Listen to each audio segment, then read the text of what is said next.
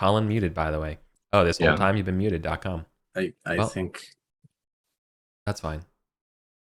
yeah, We're good that's now. we'll just Yeah, all okay, my we're audio good. is muted for some reason.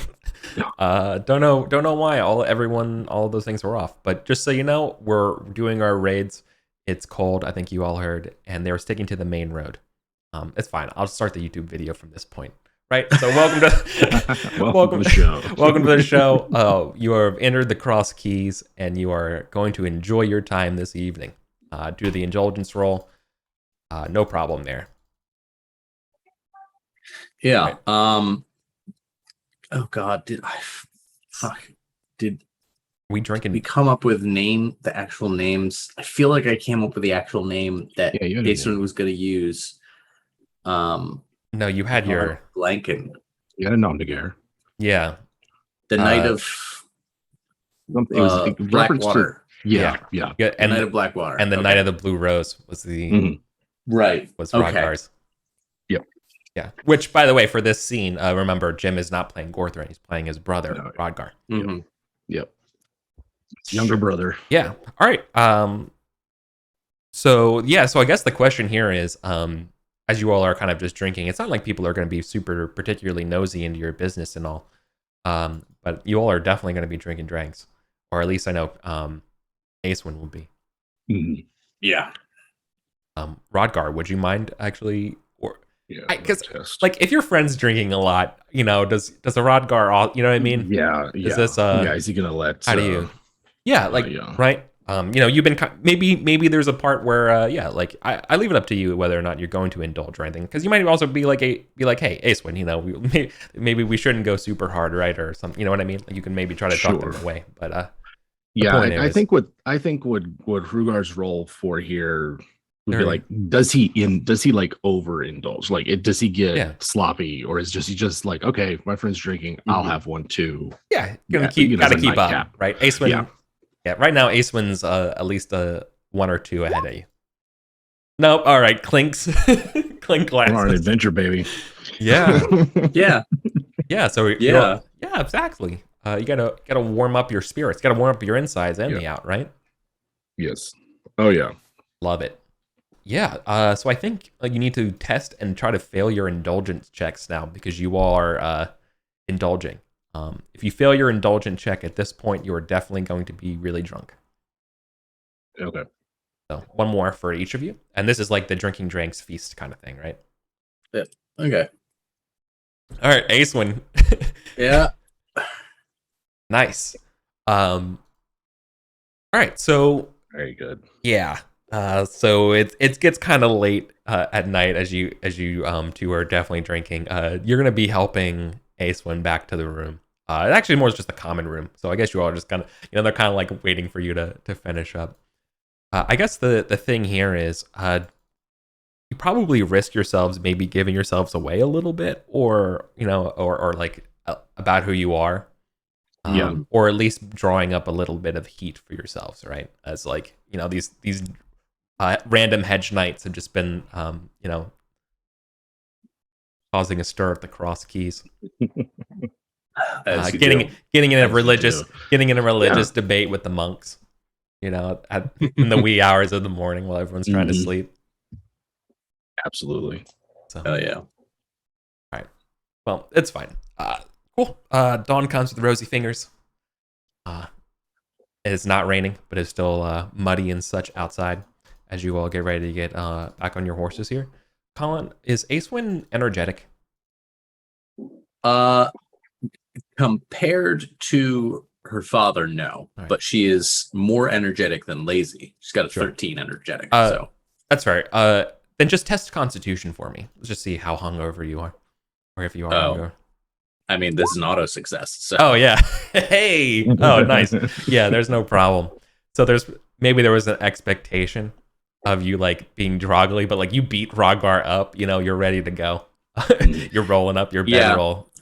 Acewin's one of those people who What's just your- boots and rallies, like no apparent change, but just like goes off to a corner, like it's like, all right, we're good. do you pass on that secret? Is Rodgar impressed about how fast Aeswin's ready to go? Yeah. I mean, like, yeah, Rodgar's got an energetic of 17, so he's ready, Yeah. right? Like, but his like, don't talk to me. Like, eat some eggs. Yeah. Like that. And like, did you even drink last night? Like, how you stayed up after I went to bed? That's true. Hmm. I am my father's daughter. Yes, I recall Uncle Gareth being quite difficult to make sit still, but When oh, when all others have put down their cups, we remain. unrelenting. Very good. I shall count on you then to drag my bloody body from whatever battlefield we end up on. Your squires have not woken up yet. Your squires are not. You just stand over them, waiting for them to wake up, Yeah, fully they are. dressed. Yeah. Yeah, they are. They're struggling today. But lovely. All right, cool. So we wiped you all traveling through sort of that muddy, swampy King's Road that would be encompassing late January. You are, okay. So I think we sort of see that nice little like side shot of you all are passing through the trail leading out of some woods or leading in, you know what I mean? Like there's like that foresty kind of backdrop. And you all are kind of just going left to right on this road here. As the four of you are basically trotting forward, you hear a lady's voice singing by a stream. So like you kind of hear like a river or like a brook, more like a brook in the distance. It's an old song that hits your ears. Something maybe like, Rodgard, something your mom would have sang to you as a sprout. Aeswin.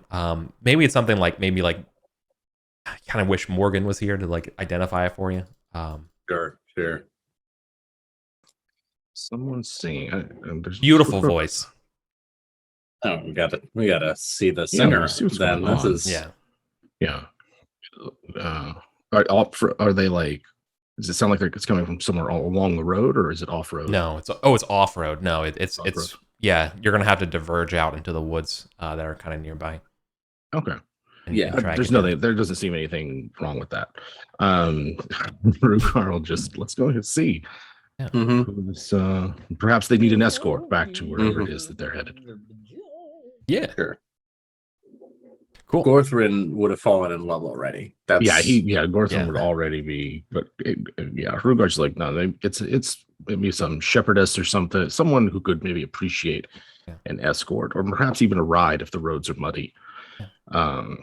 That sounds like a chivalrous thing to do. Yeah. Awesome. Could you each give me an awareness test as you enter the woods? Crit. Okay. So Aeswin, you are the first one to spot them.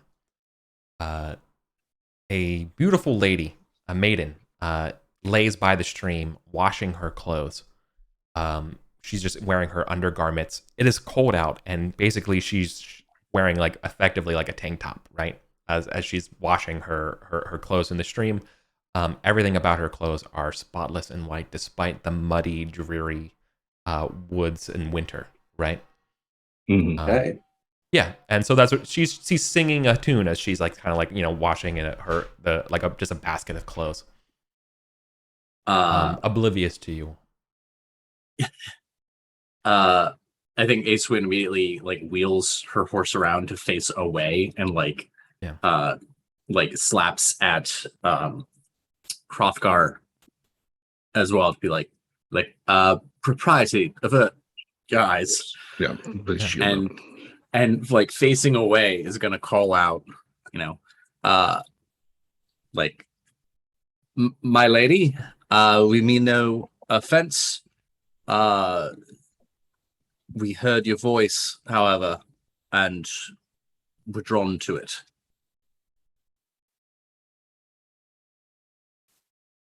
She stops singing and call out, "Oh, what? Be it so, knights? Who comes across the lady's washing?" I am Sir Bran, Knight of the Black Waters. Sir Bran, And whose company? Sounds like more Just than one. Yes. Yeah, just like slapping at Rothgar. Yes, I am Sir Caesar of the Blue Rose. Sir Bran and Sir Cedar. Oh. Well, please continue to look away as I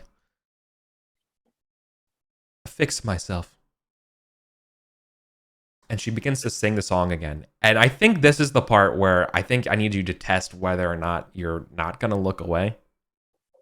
You know what I mean? Especially, Ooh, yeah. right? Like Acewin, Yeah. Acewin, I can give you yourself a bonus here because you saw them and you're like, hey, like, oh, sorry, and you know. But like, I don't feel like Rothgar would have that choice because Rothgar hasn't seen them yet. So there's like, do I, you know what I mean?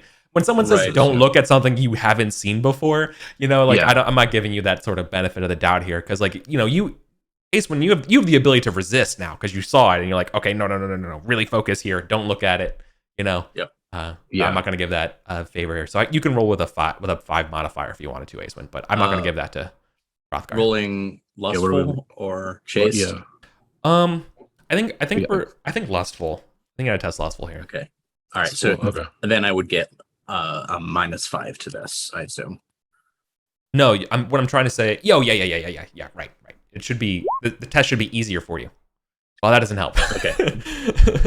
Oh wait, no, No, that's I good. mean, No, that's good. You failed that's it. good. Yeah, that's good. You wanted to fail it. Right. We're testing a negative there. Grand. All right. All right. So you're able to both avoid themselves. Good. Ace was just like, I miss my wife. Yeah. I mean, yeah, and Rugar doesn't know that there's someone who's potentially Ooh, what about our supernaturally beautiful. What about our squires? That's a good question. Yeah. Sure. Your squires so far have 10. Well, I think you passed here. Because you both passed your lustful, I would be willing to let you all, whether or not they pass or fail, you can like basically stop them if you wanted to, right? Yeah. So do you want to roll for your squires here? Let's say they're 10s and just give them a 50-50. But then you could have the chance to like, scold them for seeing them or not. All right, Yay. Hey there. So a Downey tries to look. Yeah, Downey's definitely going to look. Downey's a looker. Let's be honest. That doesn't surprise me at all. And Rothgar fails. Okay, I don't know who his squire is yet, but let's give you finding out. I think a Downey like slowly tries to surreptitiously look, and when he does, Acewin has interposed herself between his horse and the lady, so he just like meets some very disapproving eyes. Mm-hmm. Acewin's just right there. Yeah. Yep. Oh yeah. And you just keep moving your horse in front of him. Mm. Yeah, love it. All right. Yeah. Okay. Grand. So she's gonna put on her clothes and carry this sort of basket towards you all. And as she comes here, she's going to go and beckon each of you individually close by, like from the horse, like to lean down, and she's going to whisper something in your ears. Okay. All right, I'll make sure my helmet's off. Okay. Yeah. So Acewin, she doesn't say that she knows who you are. However, by the time she whispers to both of you, neither of you remember or can recollect what exactly she said to you, as though it was in a different tongue. However, both of you, for these events here, each of you is going to get a reduction in fate for this year for being so good. Nice. Each of you are going to get a -5 to this year's Winter's Fortune for being so honorable. This This is definitely person. an elf, right? Like Yeah. this. Yeah, very much so. Yeah, exactly. Yeah, right. Like, does she just start to walk off? Because Exactly. She's You need an escort, my lady. Do you need a ride? and you're like makes to get off his horse to give her a ride. Yeah. Oh, I live nearby, right? And it's very much that thing of after she whispers in your ear, and you kind of like, hey, do you need a horse? You turn around, like there's nobody there. Yeah, right? It probably takes. It's just there's just mist that goes by. Yeah. Yeah. Do you? No. That's weird. Remember singing. Odd. Should get back to the road. Get back to the road. Yeah. Adani's like, what? Yeah. So what were we doing out here?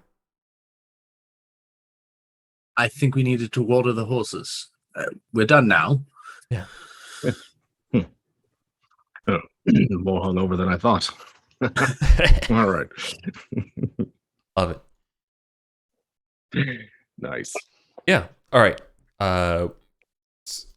Quick cut over to more of the meat of what's going on. You all come across a sacked chantry. Clearly, it's been raided. But by the time you roll up to it and you're looking around, you definitely hear the sounds of incoming knights as well. Perhaps like 2 or 3 coming down the road, the opposite direction you're coming from. Do you want to? You're kind of like in that mid-investigation part, and it might be a little weird. I don't know how you want to approach this, right? Do you want to ride out to them, or do you want to like call out to them as they're coming here, right? Like you hear their horns. Based on them, you can ascertain they're not Saxon, right? Like you hear the Changs and the Jang. You know what I mean? They're knights. Knights, yeah. I'm gonna tell a Downey, be like, go announce this. Yeah. Right. And I gave a name for your squire. Calire. Yeah, Calire. I like Calire. They're a liar. All right. Sure. So your squires are going to run off to them, and I guess they have to lie for you too, right? About who you are. Yeah, right? I mean they know the drill here. They know who we are supposed to be. Yeah. And who we cannot be. What was it? It was Brandon Cedar, right? Yeah. That's good. Kruger didn't really know. Yeah. Okay. He didn't put as much character work into his cover story. He didn't. No. All right. Sure. Let me just do a quick little test for them. It's probably fine. Yeah. No worries. All right.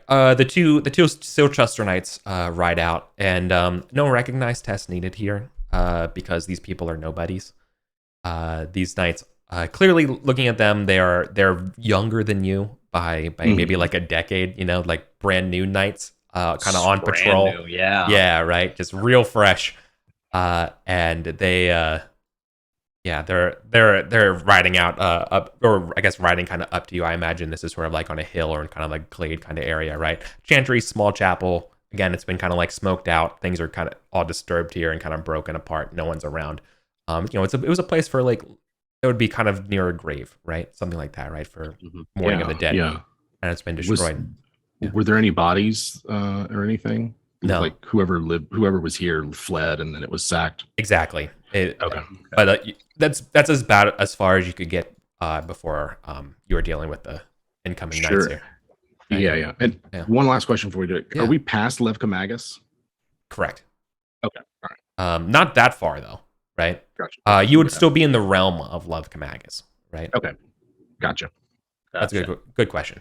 Like the county, I guess. I don't know what the right term would be, but yeah. Yeah. 100. Yeah, 100. Yeah, probably 100. Yeah. Yeah. Right. So the two knights are going to ride up and announce, and hail, two knights. Well met. Yeah. I am Sir Deafy, and my companion here is Sir Anorin. They call out. They have their young voice. Their voices haven't gotten lower yet. I'm Sir Aaron. Yeah. This should be squires. Yeah. I'm like, did a Downey put on a knight's livery? They are so young. Yeah. It says Rugard all at age of 23. That's true. You're the same. How young you are. Ace would be like, I'm the Knight of the Black Waters, and I ride with the Knight of the Blue Rose. We've come to offer our aid to Duke Ulfius, as the lands he tends are preyed on by Saxons. Well, they instantly fail their recognized rolls because they don't know who this is. They don't take you, obviously, for ill knights, but they will say, forgive me, but please, who do you serve? There's been strange folks about. You are forgiven. They're like pointedly not answering. Right. Well, then tell us, as like the other one rides, like Sir Anarin, like kind of like rides up closer to you. Both of you seen combat? Like looking at you all. Both of you, did you fight at Terrabil? That's the battle from 2 years ago. The one with the Rions and that you captured and stuff like that. He's like, tell me, did you fight the king? What'd you think of Arthur? The boy king leads Logress into great age, and we are happy to serve him in doing so. Did you fight Nero? The Irish king? Or his brother? The other one asks. We have fought many people on behalf of the boy King Arthur. Just like trying, I'm like not trying to give him anything. Yeah, and but you're not also not being necessarily rude to them. Right. Right? Yeah, so they, very well. Well, come. May I, you've come here to ask for Ulfius? No? We've come to join him, yes. Or would you settle for Sir Nui of Love Camagus? We've come here to push back the Saxons and lend the strength of our arms to that cause. If they serve that cause, then we serve them. Well, then you should come with me to join my lord. Take in their hospitality. Could I do maybe then a we may recognize, see if I know anything about this Yeah, you can recognize. Yeah, Sir Sir Nimue. I don't think my recognize is for okay. Never mind. Recognize is 0. I don't. Yeah, you should. I mean, you should have 5 just simply because you live on the border here. Like there's something here. Okay, I'll just add up +5 to that. Yeah, no. All right, you could try. Math card. Yeah, I was gonna say if it's herald, I've got quite a nice. It's not heraldry though; it's recognize. Yeah. I'm not sure if you would know. Sure. Hadn't lived there long enough, I guess. Yeah. You remember that for the longest time it was Sir Blaine's who ran Lev Camagus.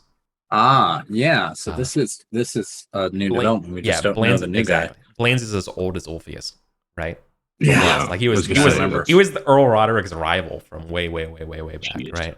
You had him and Statirius, like there was all those people that they still around. No, Blaine's is still around. Blaine's is still around, or as far as you can know. But okay, yeah. Oh, maybe you ask about him, like who's this person? Yeah. Not Sir Blaine's, or like would you ask that or no? I think the only does Sir Blaine's no longer rule Lev Camagus or hold Lev Camagus for the Duke? No. He took ill and passed a few years back. His daughter. Well then. Good to know that his blood still runs through Lev Camagus, at least. Yes. All right. They're going to escort you down to Lev Camagus, which again is a prosperous but non-walled city. It's the King's Road runs right through it. Nothing too big here. But in order to join the ranks of Sir Nimue and they're kind of already getting ready to go muster for Silchester anyways. I need you to make sure you're not making fools of yourselves here. So can you test your hospitality skills in the Lord's Hall? Crit. Oh my God. Ooh. Okay. All right. So you make a damn good scene for yourself here. Yeah.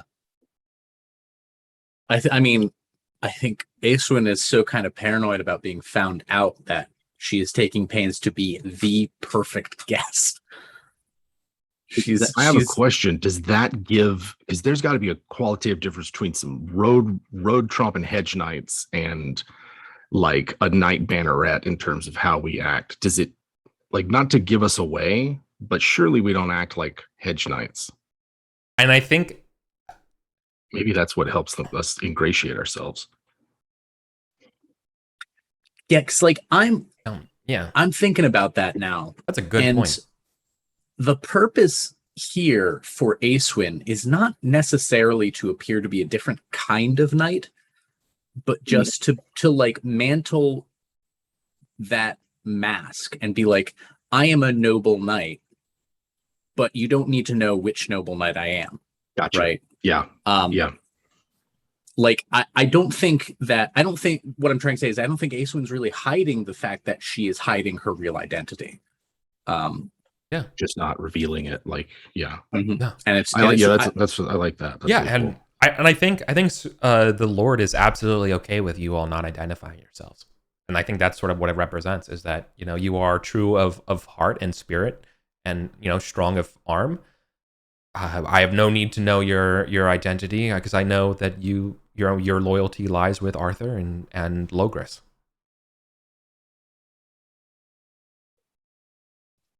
Thank you. Yeah. So hell yeah. Cool. Because of this, you don't even have to test like your skill at arms or anything like that. You know that you don't have to flex, basically, is what it is. Nice. That you would have normally have had to. Yeah. All right. Cool. So you're gonna go right out with basically Lev Kamagas as a skill here to go meet up with Wolfius's forces and go on some springtime offenses. Let's do it. And ideally, you're home by Easter. Yep. Cool. So we're not gonna do like a Fingers battle. crossed. We're not gonna do a battle or anything like that. But I would love it if you all could roll a series of tests. Valor, weapon, so lance here, and then horse. Okay. Valor, success. Lance, also success. And horse, success. Oh, damn. 3 successes. And check all of these, by the way. Awesome. Ooh. You're on Lance. Okay. It passed. Okay. So, Colin, you're going to earn Yes. yourself 20 glory. You're not going to get hurt at all. You're going to earn 5 librum. And you're going to earn a palfrey. Oh, yeah. By the end of it, as you beset a raiding party of elite Hearthknots. Okay. You basically catch them in their camp. Yeah. Is it 20 glory? Mm-hmm. Okay. Cool. So imagine there's sort of like that montage of like, you know, weeks traveling together, again, like in a battle encampment, right? And then you are out on patrol. And this is sort of like one of those sorties that you end up running into. And and then there's another one, and you know, so you've given up a pretty solid raid here. And by the time you know, at the scene of the camp, you come back, you see the pouch of coins fall down, and the next one you roll in with a horse, right? And like that's sort of like the idea here of things filling up as success after success, victory after victory mounts. Jim, all right. With the failure of Lance here, I'm going to give you some damage.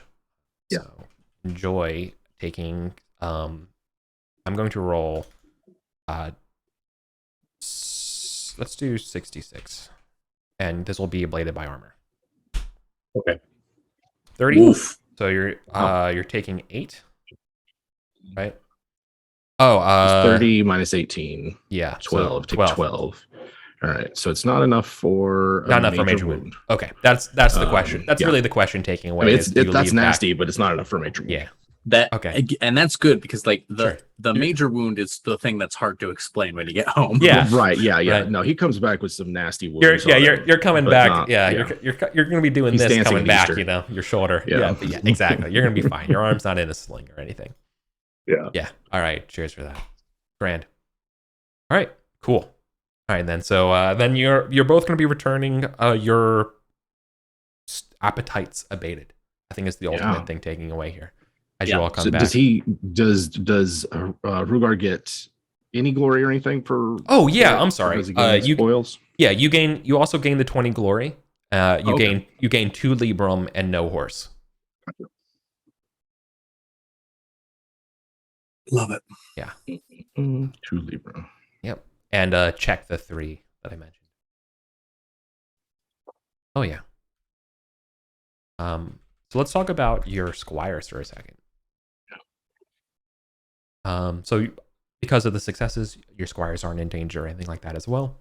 But what kind of lessons do you think you want to impart by the end of this, as you are kind of returning home to your squires? Like, what do you think like you set out here. First off, Acewin, do you feel better? Like, because you kind of came in here for your own reasons to get away from your house, and you absolutely and this is a good distraction, right. I think, for Acewin. So success at that, whether it was healthy for her to need this kind of distraction in the first place rather than deal with the grief.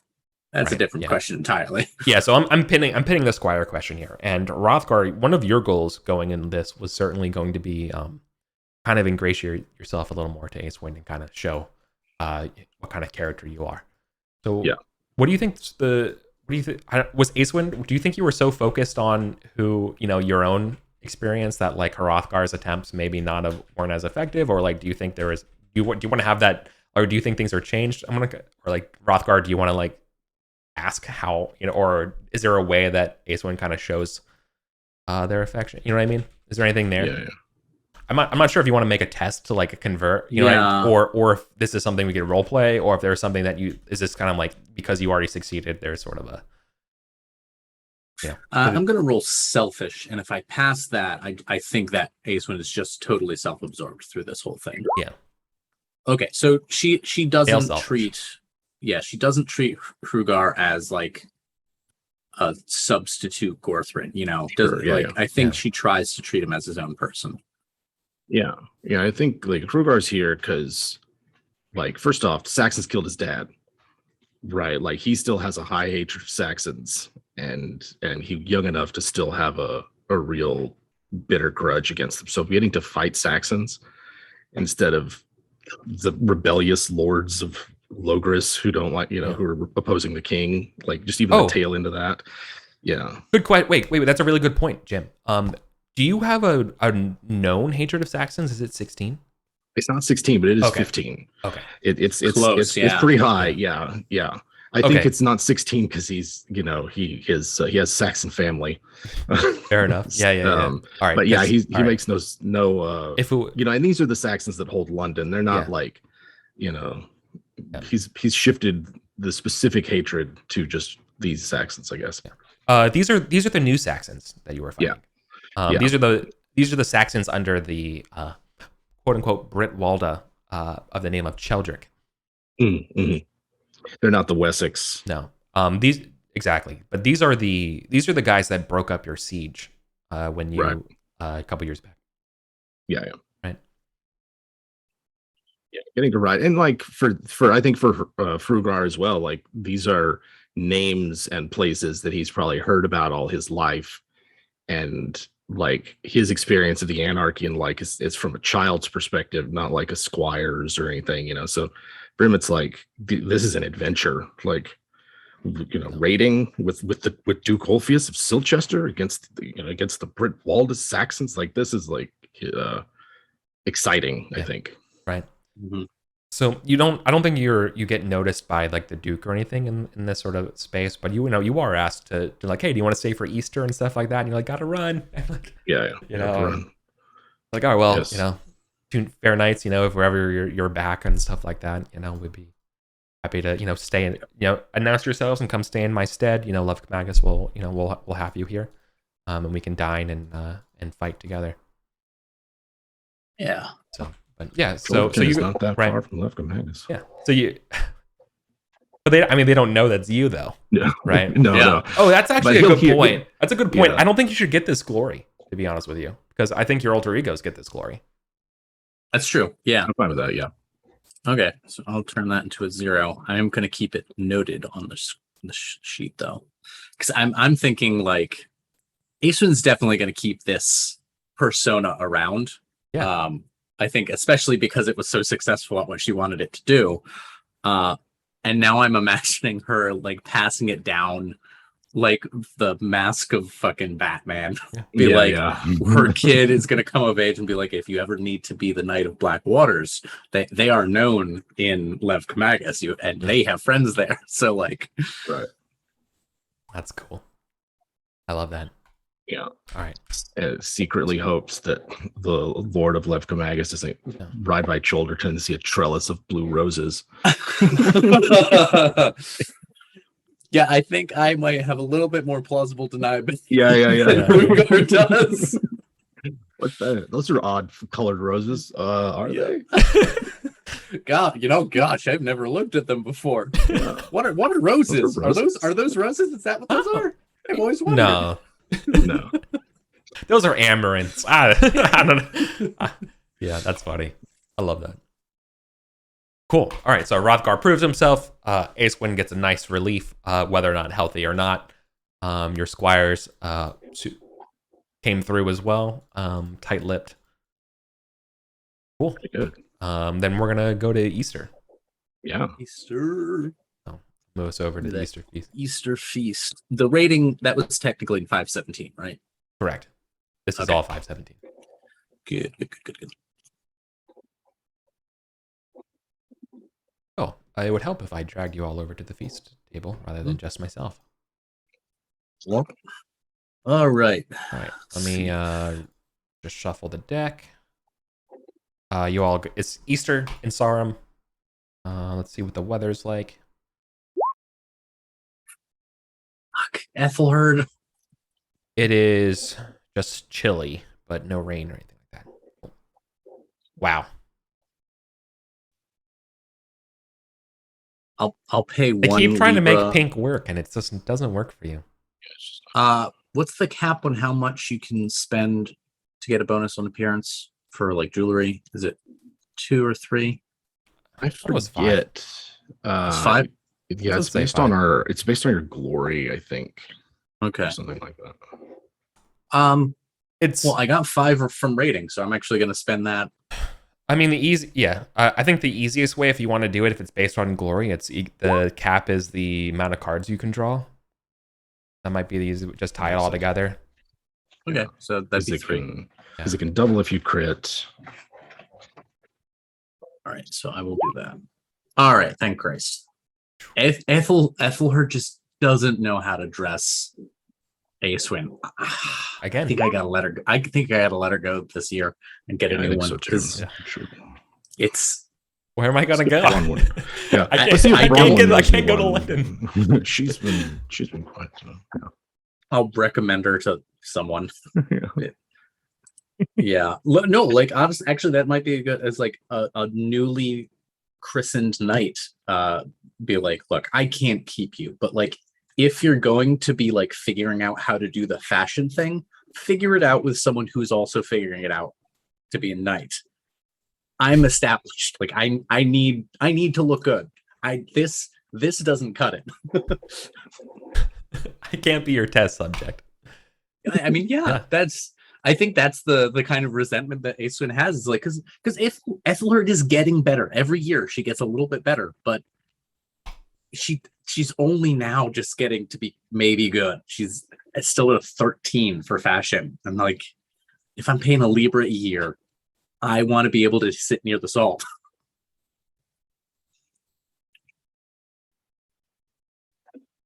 Okay. I mean, that makes perfect sense. But you do pass your appearance, which does net you near the salt, correct? Yeah. I pass it because I spent money on jewelry, not because of what I'm wearing. Mm-hmm. Oh, you don't spend it on both always? I'm learning. Both. I'm learning. You got to diversify. I keep track of it. It has Gorthron has quite a sizable stash of jewelry that he lugs around with him.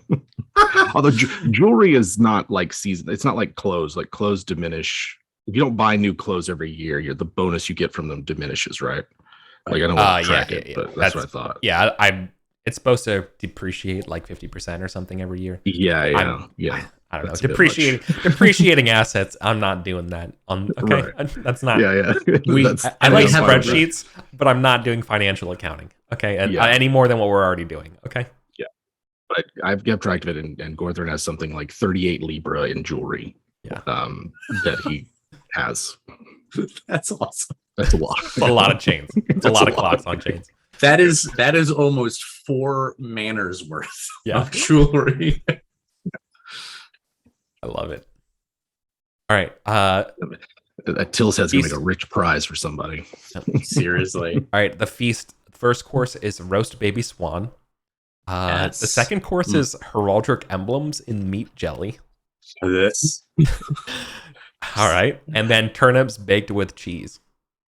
Like that. Yeah, I would eat that. I'd eat that. Yeah, I'd eat yeah. that. That's fine. Especially That's like a fine. goat cheese or something like that. Oh Probably yeah, real good. yeah. I'm sure that'd be good. Mm. Yeah. Awesome. Okay. That Michelin-rated chef that got it, Sarum. Gorthrin. Before we get into the rest of the feast and before like the first round and stuff like that, Gorthrin, a mercenary knight from Dorset, so like northern Wessex, right, like our border here. Sir Bassa comes to you. He's sitting currently below the salt, and he asks you to join your court at Tilshead.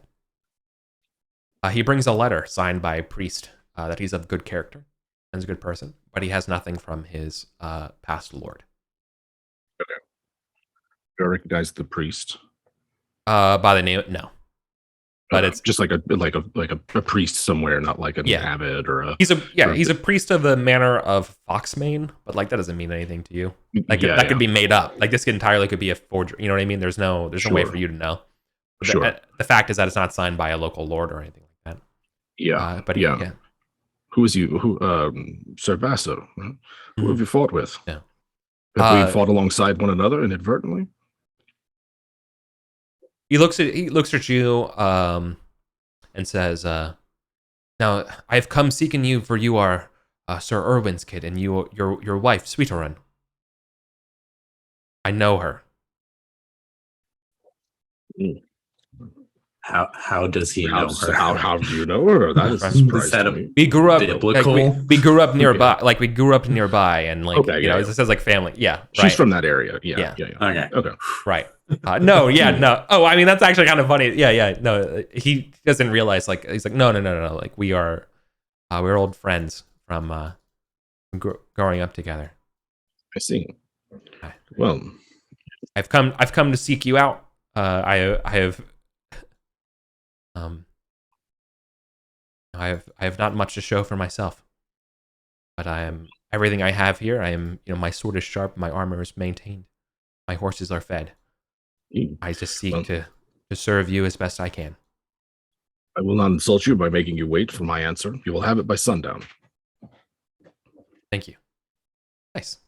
So you have a chance if you want to like, dig in a little bit and have a little bit background he's not check. Just gonna. Yeah. I mean, Gorthrin's heading into a situation where there's like two other rival castellans who have like a decades-long grudge and seemed to be wanting to make a play for like Gorthrin to be in their camps. Like Gorthrin feels like he needs to surround himself with outsiders he can trust. So he's looking for mercenary knights like this who don't have ties, like to the locals, but who also aren't gonna like just the next time somebody waves a bigger bag of money at him, leave, and that's the difficult ask. Yeah, exactly. Aren't many of those people around. No. So he wants to at least like ask Svidera and maybe if there's nobody from Dorset here, nobody else from Dorset here, but maybe some of the people who are close by in Salisbury. He's so I would love it if you ask your wife. Definitely ask it, Svidera. Yeah. This on paper, Sir Bass is a great knight, loyal, good with a sword. Sweeterun begs you not to take him, that he is a gambler and a cheat. Do you recognize this? He's going to show the letter to her. Yeah. I don't know this lord. Yeah. The letter doesn't say anything about being a gambler and a cheat. No, it says he's a good, he's good character and all that kind of stuff, right? What was the last time how long has it been since you last seen him? Like he's trying to get a feel for like where this information is feeding and it's coming from. I believe her. It's just like he might have changed since they last knew each other. Yeah. Last time I saw him before he was a squire, decade ago, maybe. Yes. So you would prefer him not to. I believe men can change, but I don't believe men can change that much.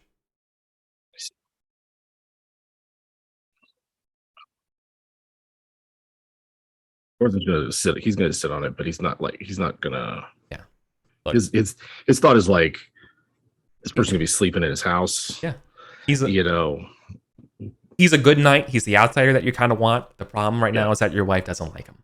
Doesn't like him, yeah. And so you're gonna have to pick your exactly and make a choice there.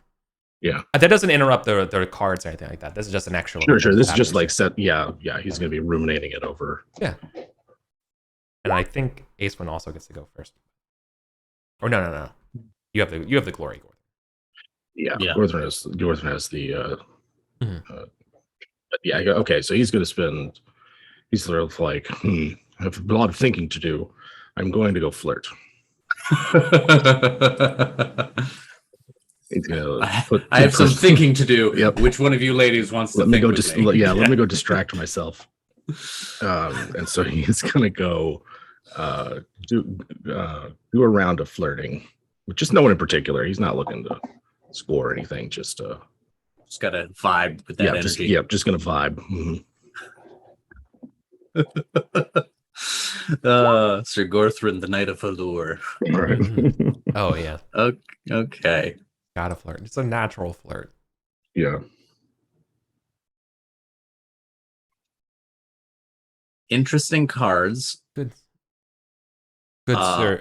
Good sirs. Nothing in this world is free, but all thou must do is pay attention. So definitely don't want tipsy. That's one of those cards that's in there to punish you when you can only draw one card, you know? Oh yeah. No one's gonna pick that on purpose. The dangerous game has a lot of appeal. I don't think we've gotten that one before. Ooh.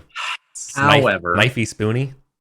Yeah. However, a card specifically about well dressed. Oh. I think that. Yeah. Yeah. Yeah. And here's what it made me realize: Aeswin's fashion is not much lower than Ethelred's. Okay. Aeswin's is at 10. So I'm gonna go with that. And I think fictionally this is like, it's not her commenting necessarily on Aeswin's fashion, but on Aeswin's clear attempt to class up her tailor's work. Yeah. And what would you do differently? Yeah. Oh fuck. And it's like, oh, I don't know. She make that sucks. The lady makes you doubt. Yeah. I think that's a fumble. I think you didn't fumble. You just failed. No, but right. Oh, okay. No geniality loss. Yeah. Still. But still, you don't feel confident in your skills, right? Yeah. I think this is in the fiction the moment that Aeswin's like, I'm firing Ethelred. Like, I'm tired of this shit. Yeah. This lady was doing her best to be polite, and I hate that feeling. And I think I think Alwina is going to ask if she can do it for you. Well, my love, my darling, I would never want to put you under any sort of stress or make you feel obliged to engage in such meagerly work, such miserly and just like kind of fawning. Like, no, I know your soft hands. I never want you to lose these soft hands. Like, you don't have to do a thing for me, my love. Because you won't ever. And I think and I'm so glad this is good, because as you touch her hands are not as soft as you remember. Her hands feel a little more worn. She has been working on her industriousness in this time, which is also out of spirit. You know what I mean? Notoriously lazy Alwina has been this is how she's been dealing with. Yeah, that's true. I think that kind of like gives Aeswin pause, because it's like, I fell in love with you because you're lazy as shit. Like, what's happening? What's happening to us? I don't know. She says, like, in a kind of a loving, like, what life? Is so weird. Yeah, we have a live-in girlfriend for these things. Like, so I can go back to my chaise lounge and just eat grapes.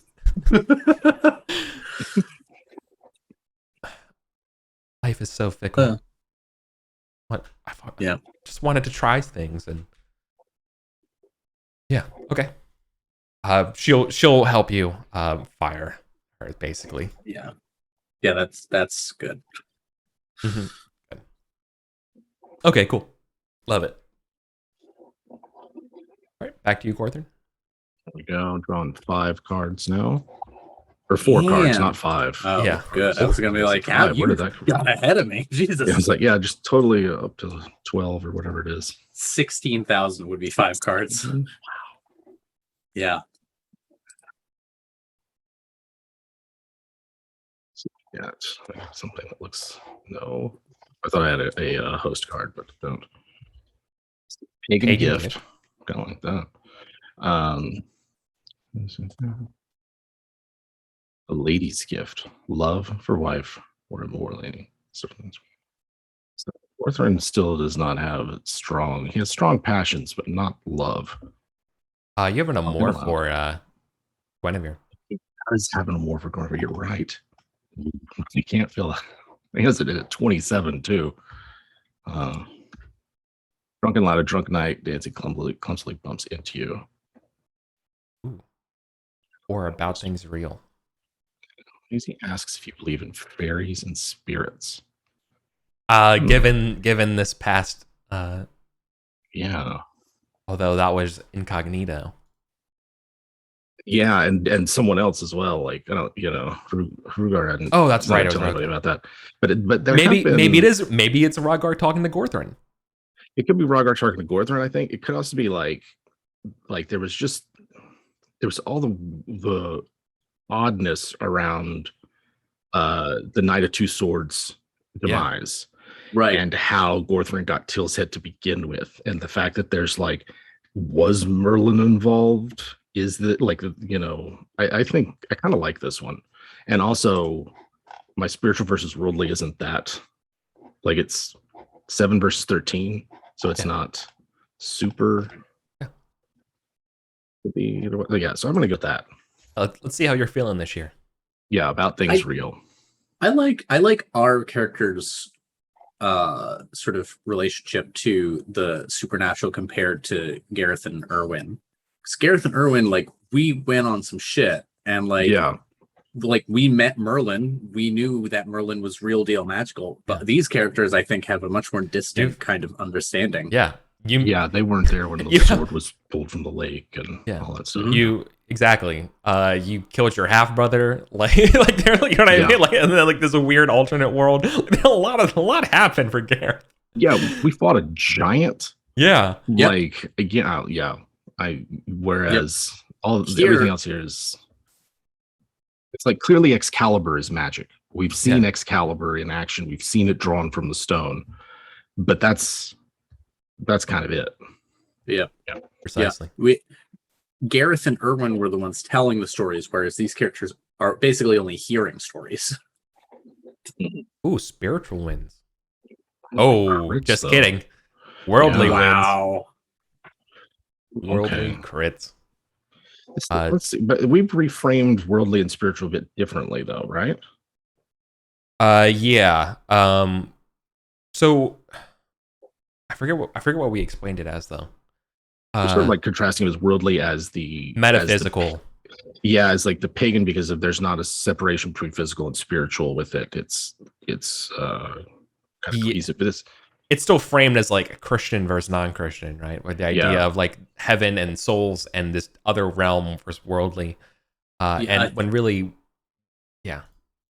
I think the spiritual is the kind of Platonic idea that there's a higher kind of world, that the spiritual world is somehow more real than this corrupt ephemeral material one. Gross. Yeah. And the worldly goes no, the world is the world, and we are here, and this is all real, and this is all important. There's not the higher realm is not exactly. That's what I meant by the metaphysical thing. Yeah. So instead, no, there's it's much more about are fairies real? Yeah. That's why I don't like this card, where it doesn't exactly work that way.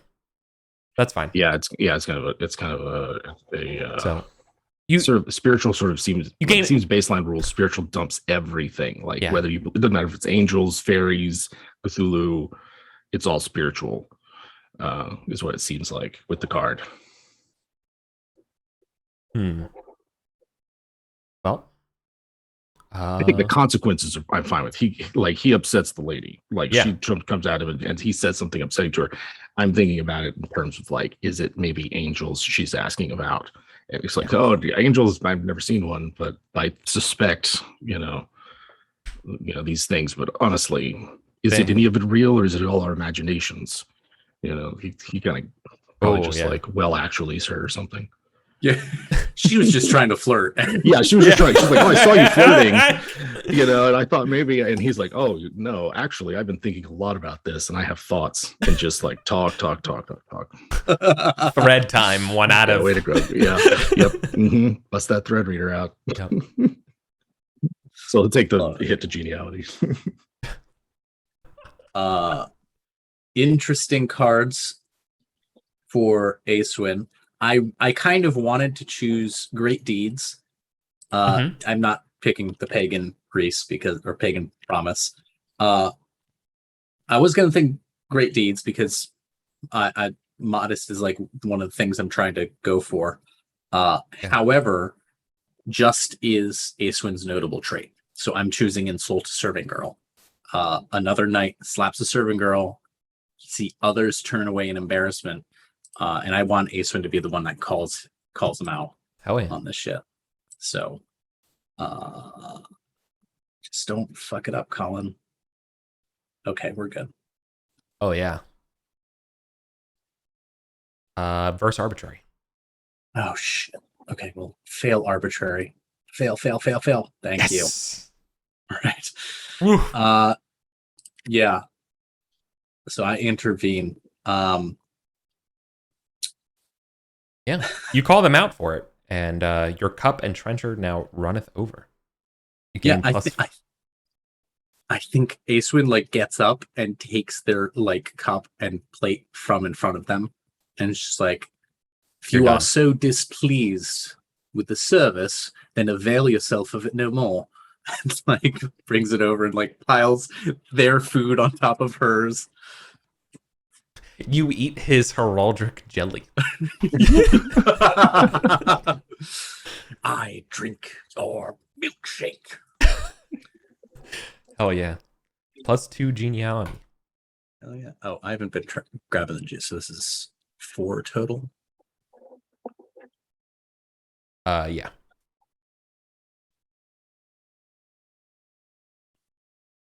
Beautiful.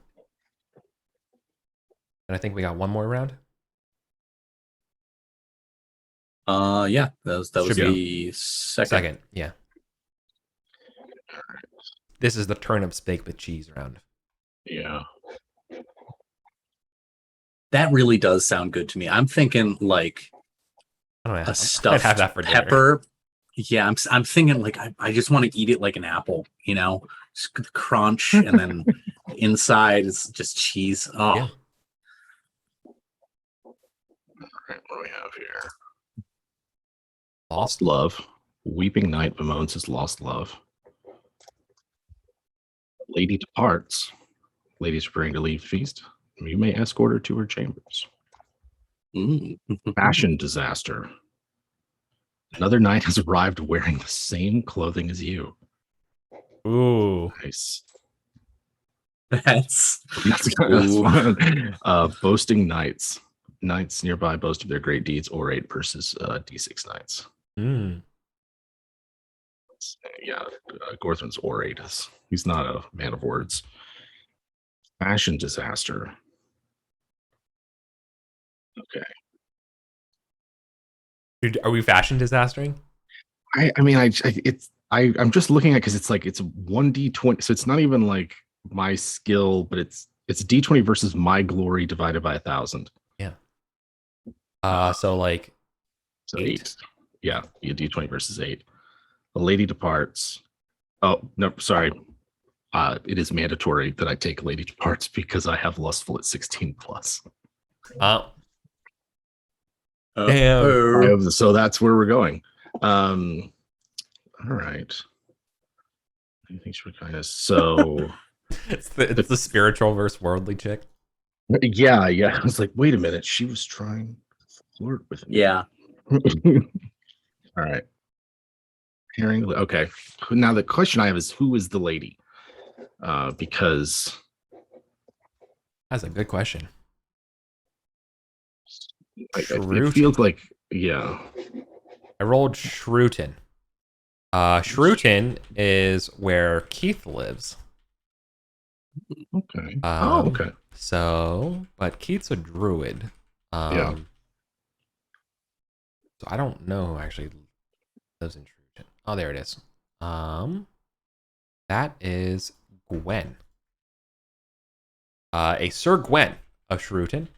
So it's gonna be Sir Gwen's wife. Okay. You making a cuckold out of some knight. Yeah. Yeah. Okay. So I'm rolling courtesy, and then if that crits, there's a chance for. Do you want to invoke a passion, make that crit more likely?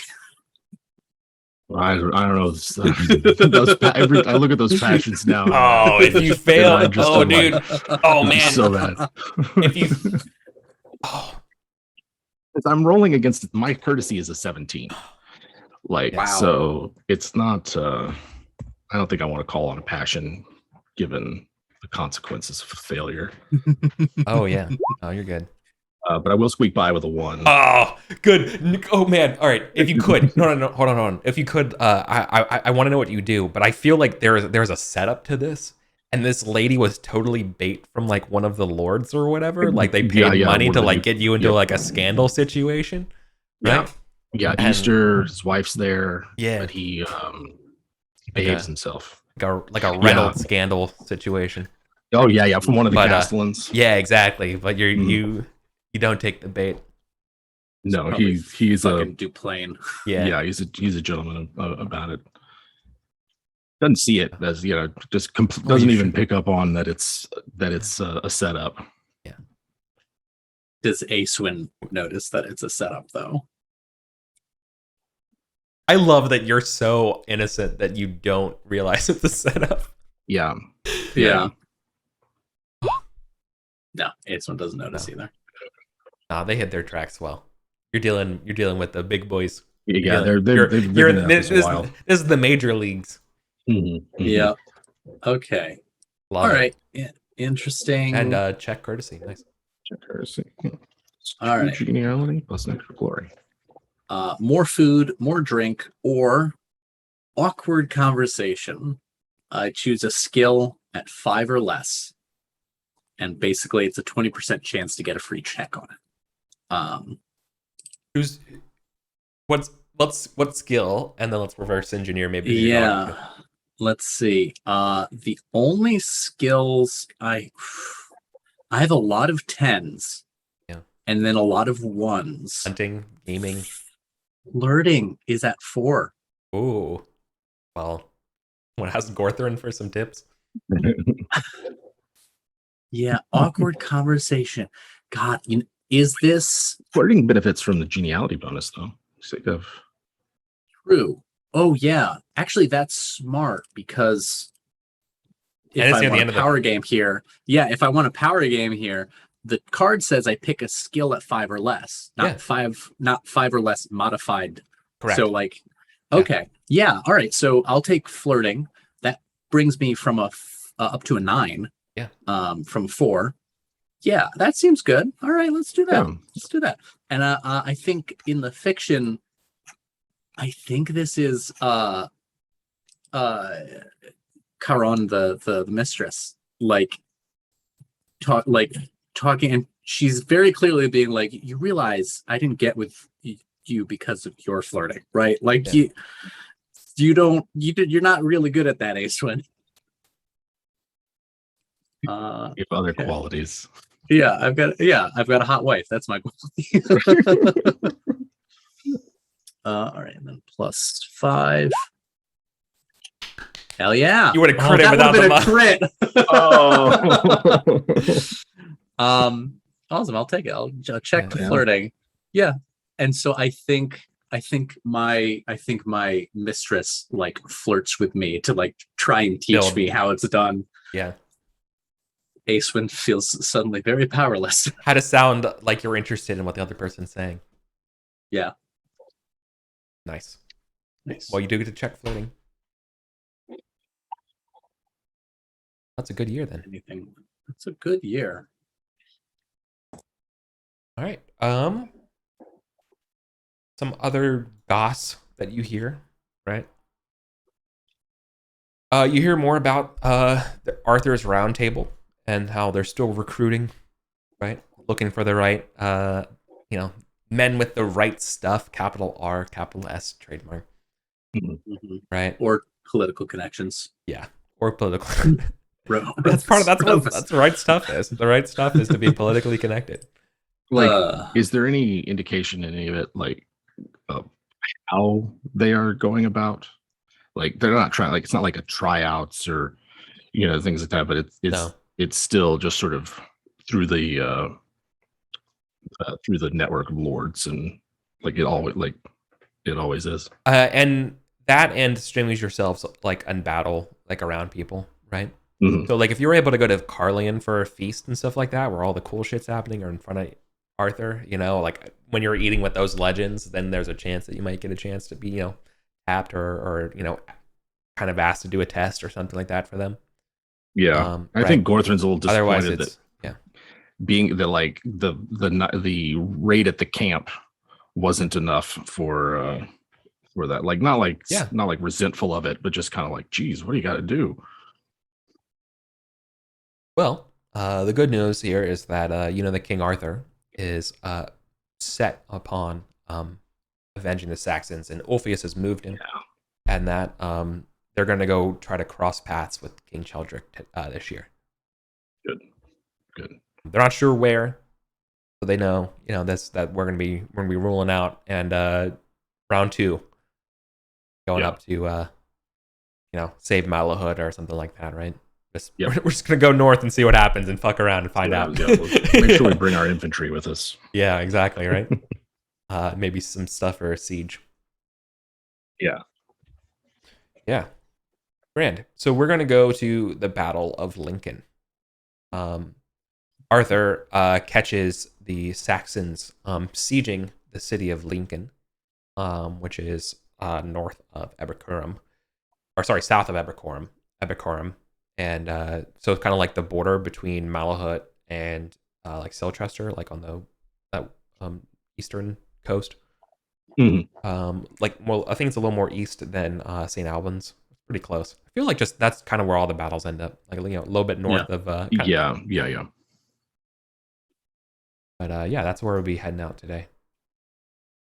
Nope. Okay. We're gonna do a little bit of an abstracted battle. But I think the interesting parts here is simply because we're going to be rolling in kind of 2 separate battles where, I don't think you two are going to be fighting the same skill. Mm-hmm. I'm kind of interested in seeing Gorthrin's battle, you know what I mean? And how it's reflecting out as Till's head, Yeah. In the same way that Acewind's kind of like working on the local skill, right? Before we do that, I need to give an answer to Sir Basso, if that's all right. Because... Yep. I think Gorthrin's like, if he was as close to Svidrin as he said, then he probably knows what Svidrin thinks of him, and yet he still said he knew her. Like in Gorthrin's mind, it's like he knew that Gorthrin would find out, perhaps that he's that's what Gorthrin's trying to, with his 3 intrigue, trying to work through. Like, he wants to take a risk on this guy, even though Svidrin's like, no way. That's your final answer? Or you want to talk to Svidrin about it, being like, listen, I think I'm going to pick him. I mean, he's going to let her know I'm going to pick him. Like, keep your eye on him. I will too. Yeah. But I don't think he would have approached me and said it knowing his reputation as squire. Like, seems like he expects me to take that into account. Yeah. We will see how much he's changed. And he's put it from a position of strength. Like, how much damage could this guy do? Yeah. Exactly. You know, It's not like he has a manor. Yeah. Or right. You know Yeah. what I mean? Yeah. I mean, like, yeah. Yeah. So he's going to say he will accept Cervasa as a household knight. Well, then, I'm assuming Sweden is going to be mad at him for it. Yep. That's just fine. He'll deal with it. She's not going to be livid at you for it, Yeah. but she's going to be kind of just disappointed. I'm like, look, he can live be a with waste of time. Yeah, exactly. Right. So she's going to give him the cold shoulder around Till's head for the time before you all get mustered. Mm-hmm. So yeah, awesome. Do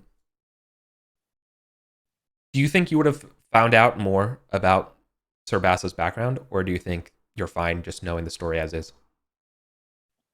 I'd like to know more, but I didn't know who else was at the feast to find out. He will want to learn more over time as much as possible. Sure. Give me just a quick courtesy test. I'll give you based on the results of that. You should know. Oh yeah. He's a widow. That's about it. He's a widow and he was a little unlucky, right? Like something happened. Okay. And the next thing you know, he's off looking for another lord. Gotcha. That's all you get. I could change a man. Yeah. So, that like he's also like his family was not like Swederen's family was well off, right? Like Swederen's basically was a vassal knight, like their own. They their had own manors to spare. Exactly, right? Bassa, no. Bassa was, he's less than like a starter knight, you know what I mean? Yeah. Like not barely getting a manor. Right. So he's doing what he can. All right. Anyways, let's do the Battle of Lincoln here. So we're meeting on the field of battle in May. The weather is going to be for this. Let's see, light breeze. Again, chilly. It is just, this whole year has not been great. Yep. However, it is a light breeze. It is chilly. It is sunny, so the fog's disappeared. But yeah, okay, it's a good day for a battle. Warm up soon enough. Mm-hmm. All right, so let's determine our battle lines here. King Arthur is going to roll against Cheldric. Who wants to roll for King Arthur and who wants to roll for Cheldric this round? Greater glory. I'll roll for Cheldric. Yeah, I don't mind rolling for Arthur. Cheldric's got a 20 and Arthur's got a 16. Uh-oh. All right. Looks like Cheldric wins. All right, so that means the first charge, you're not getting the lance bonus. But you all are squaring up against axemen. Okay. Yep, they have shields, which means they're infantry. Yep, but they're infantry. So you're getting the +5 mounted bonus, but you're not getting the +5 charge. Sure.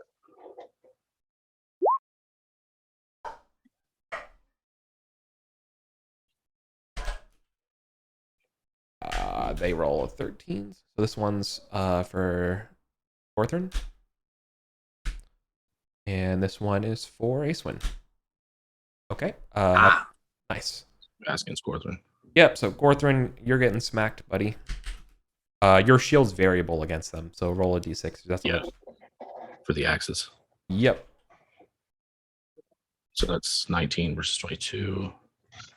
Yeah. So rather than the 6 shield, you're only getting a 1 from it. Or that's 24, not 22. Yeah. Okay.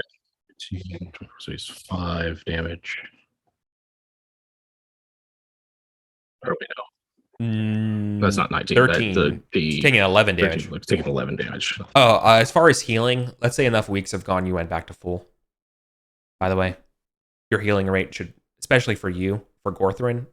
Oh, I'm sorry, that's Rothgar. Anyways, I got my I keep mixing it up. Yeah, you're good. We're good. We're square. All right. And you do 22 damage to this poor fucking axeman. Oh man. It's pretty average damage. Yeah, but the guy doesn't has like no armor. Very well off. No, he has like no armor whatsoever, man. Fuck yeah. So you're gonna do what's -9? It's 12, 13? 13 points of damage. Yeah. All right. So we're gonna go another round. But I have to actually see. Yeah, he's still conscious and stuff. So a major wound. He's still up. All right. So it's sword reacts. Yep. If we're going another round against him. Yep. So your lances. So yeah. So the first clash hits. Cheldrick's Saxons get the better of you all. You're kind of stuck in, and so we're going another round here of this sort of like initial charge. Following this, I'll ask for sort of like a battle reassessment of sort of, hey, how are things going? So let's keep resolving it. Cool. Success could have been better. This one's against Acewin. Fail. And this one's against Gorthrin. Pass. All right. Swords clash. Your axemen get to roll your damage, Colin, and I don't get any armor. God damn. That's not great. Nope. And then Gorthrin. Yeah, there's your damage. Okay, sick. I guess if it's the same guy, I probably took him out. Yeah, he's down, and this other guy's sort of like just lingering around. But I think for 2 rounds of how this is working out, you're certainly kind of winning the day here. So I need both of you to roll, or I need one of you to roll a 3d6 minus 10 for me. Okay. -4. -4. Yeah. Okay.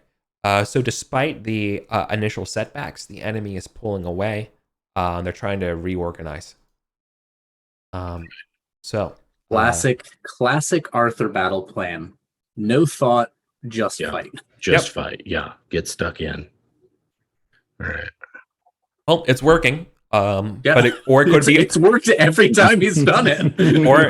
or it's a trap. We're about to see. Right. Gorthrin, can you test your battle skill? Because this is the part where, like, you see them falling back. Do you want to press? Do you regroup yourselves? And let's see what kind of Gorth. Oh my god. Oh my god. You, of course, this again, classic Eric. I'm like, well, there's a table where you roll on the opportunity to be able to see what happens when you crit your battle skill for a round. No one's going to crit. I'm not going to add that to the table because that requires opening Book of the Warlord. I love it. And of course, that's the thing I don't open. So. This is the year that Gorthrin started taking battle seriously. Because I remember last year at the feast, he was like, hey, Acewin, your dad knew a lot about battle and taught you stuff. Yeah. Mine died before he could do that. This is the first time Gorthrin's leading as a shield in battle. So, yeah, he's been paying attention. Yeah, exactly.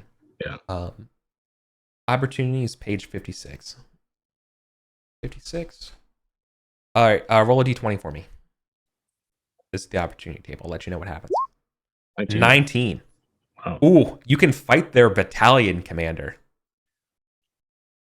Like that. So you, as they're falling back, you're able to find and basically you get to do what's called fight an enemy leader, which is a regular melee phase.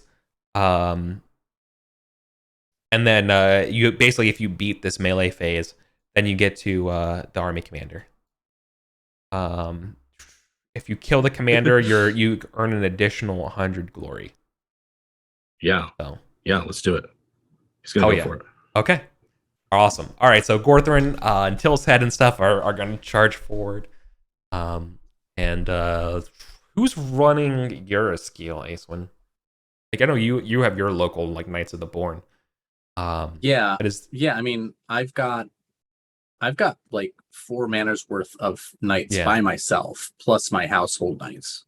So I'm wondering, are you reporting to somebody, or is people reporting to you? Is kind of the question. Whether or not you serve under the Earl.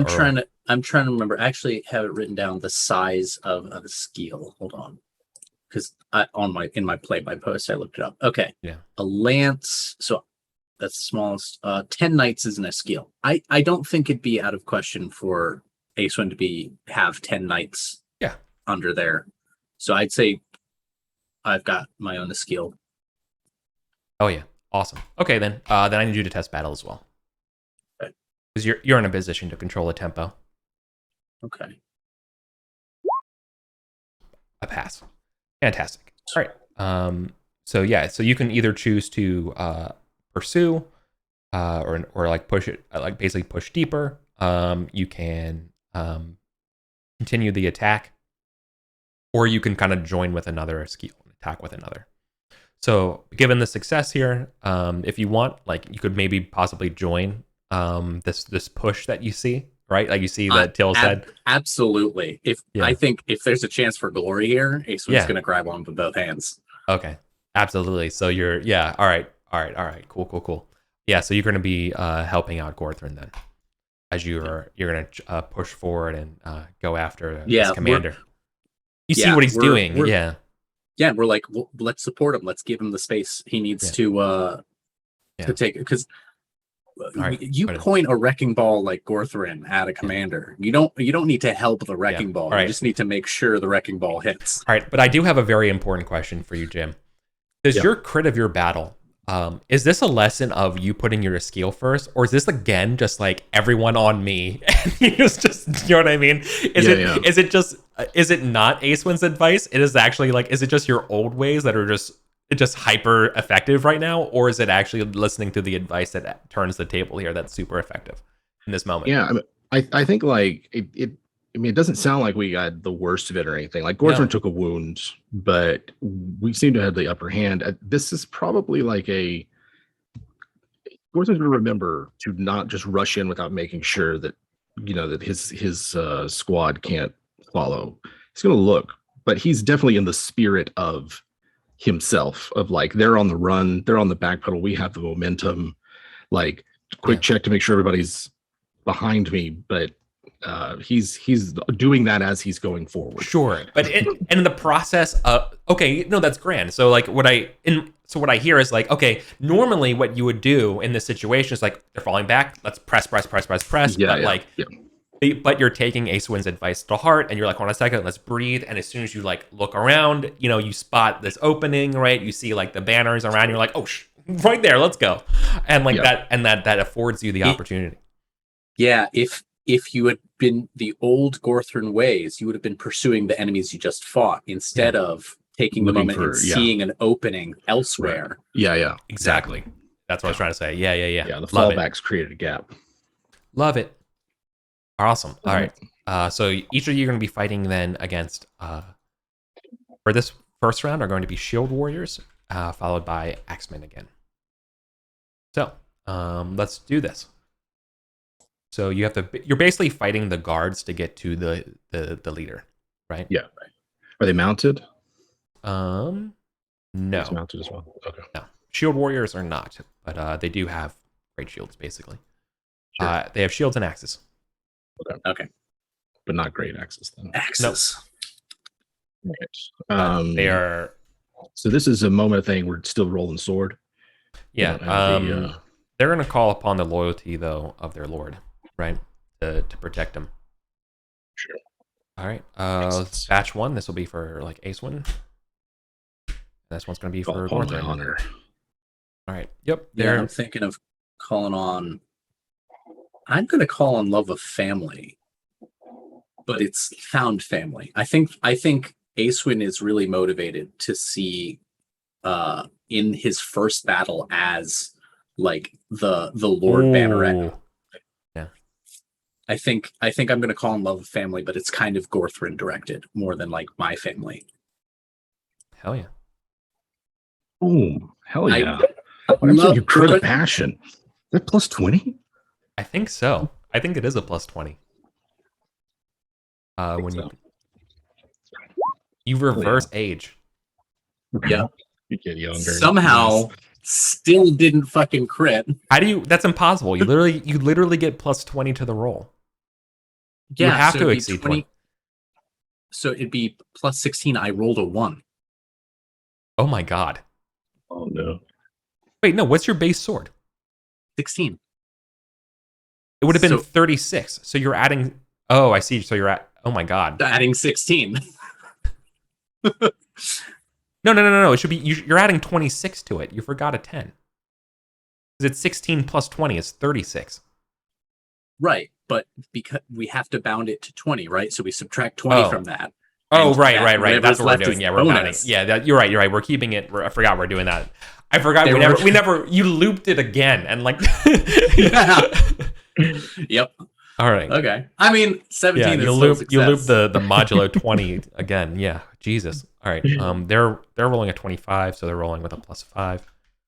All right. So this one's going to be for you, Colin. And then this. Oh, +5 mounted bonus. +5 for mounted. Yeah. +5 for I mounted. I did crit. Oh, hell yeah. Okay. Thank you, Corbor 95. Yeah. All right. Clutch there. Actually, I'm going to do in the order of rolled. So, Jim, this is the first one against you. So you crit with a 20, and let's see what they get. They got a 21. So you both crit, which means sword beats axe, which means you break their axe, but we don't do damage. Yeah. And then Colin, you also crit. I'm crit. So let's see what for Acewin. Crit versus crit. So similarly, your swords. Okay. So remember, when this happens, normally both of you would be disarmed, but that's where sword versus sword, sword versus axe, sword beats axe. Yeah. Sword, you break their axe, fighting through them. Oh yeah. But they still have their shields up, right? And so basically, but that effectively they're just like stopping you with your shields, right? Like they're going to be trying to go defense against you now. Yeah. Right. Because again, their goal is to save their lord, right? Oh yeah. Mad respect to them, even as I'm going to trample them into the dirt. Like, yeah. All right. So we're gonna keep. Let's see. I need Gorthrin, because I guess you have the most glory here. I need you to roll another 3d6 -10 for how the battle's going. Right. Let's see. So you check on my dog real quick. No problem. Yeah. So yeah, you plug the gap. You're pushing forward. You're fighting the guards of the leader. They're putting up a staunch defense. Let's see how the rest of the battle's going. It's 10, so it's -2. A -2. I think that's okay. -2 is, yeah, the enemy is hesitant and stagnating. All right. Let's see. If we perform extended melee phases on the second phase, more bodyguards join the melee. Okay, so it's not just that they're stopping you, or you're going to be attacked by another group of knights as well. So okay. it's going to be 2v1 this time. So let me roll who you're fighting. Regular warriors. Awesome. Oh yeah, that's good. Not great spears. They just have they have great axes. They're going to be doing 66, but their attack's only 14. Okay. So Colin, you're gonna be 2v1. One dude's only got basically their shield, and the other group's only got axes. All right. And the passions continue through this fight. It's an extended. Phase. Yeah. Basically, we're extrapolating the whole phase of we're fighting the enemy leader until that gets resolved. Right. You're passioned, right? Yep. All right. So passion, still fighting infantry. If we've got one of our combatants have just shield. Yeah. The other, I think I'm gonna go like. Let's see. I'm rolling at a 38 with my passion and mounted. So I'm gonna go like. I'm gonna go 22-16. Yeah. So I'll split it. Are the axemen passioned as well? Okay. No, the axemen. Let me actually test the passions for them, because they totally would for their lord. Yes. Okay, so they are passioned too. Okay. Yeah, I think they're not as. I think I'm splitting mine in the middle, 8 and 8. But then you get plus 25 to each. So it's shit. I have to do math. Yeah, that's true. 25 minus 8 is how much I add to my current skill. They're 16. 16. 17. Yeah. 17. Okay. 17. 17. Okay, so plus 17 on both of these. Fucking plus 5. One plus 10, but it's just plus 5 because of the roll penalty. Okay. All right. So horse penalty. So it's rather plus 10, it's plus 5. just like last time. So this is the shield guy. Shield guy gets +10 to it because of the, but he can't do any damage to you. Yeah. And Axeman against Colin, 15, which loses. Shield guy against Gorthrin, 30, and shield guy with That's fine. Axe versus the shield guy versus Axe and second. This is Axe guy, 17. Okay, your first one was against the guy who can fight back. Yeah, first one's against Axe, and then the second one's against shield guy, who sense. looks like he defended. You, I defend, but you crit, so you're gonna be doing a bunch of damage. But he gets his meager armor of 9, so you're not. The helmet and leather is not gonna do that much for him. Yeah. So for crits, I still don't know how to get my base damage to roll a crit whenever I crit. So it's just roll it twice. I just double. Yeah. I just put in, when it says modifier, just put in the same again. Okay. I'll try that. Do you specify that it's dice or just 6? Just 6. Okay. Oh, there we go. Yep, and you can see there you go. Rolls. Yep, 42. Yeah, 42. He's obliterated. That's how, he has like you subtract 9 from that, and he had only like 27 HP. So you overkilled him. Fought valiantly. Classic. Yeah, what a boss, and running up there with no shield. So you also doing well. I don't think I beat the shield guy. I think he won. Yeah, but you don't take any damage from him. Right. Okay. Just making sure. And then it was a regular success against the other one. It was a crit. Your second. Your order of your attacks was sword against shield and then against Axeman, or was it Axeman again and shield? I think it was shield guy, axe guy. Okay, so shield guy, it doesn't matter, and then axe guy, your crit would beat the 15. So okay, cool. Yeah, I rolled them out of order. All right, but I know there from the mods. Go. Yeah, that's the damage roll I want. Okay, yeah, all right. You two are you're slicing and dicing your way through. Hammer hands over here. The reinforcements show up and are immediately cut down. Yeah, they're cut down, and it's just like these shieldmen are kind of keeping folks, like basically they're holding you away from the warlord. Yeah. Right. Yeah. We will not be denied our prize. Yeah. No. All right, but after the second round, the battalion commander can enter the combat, and he will do that.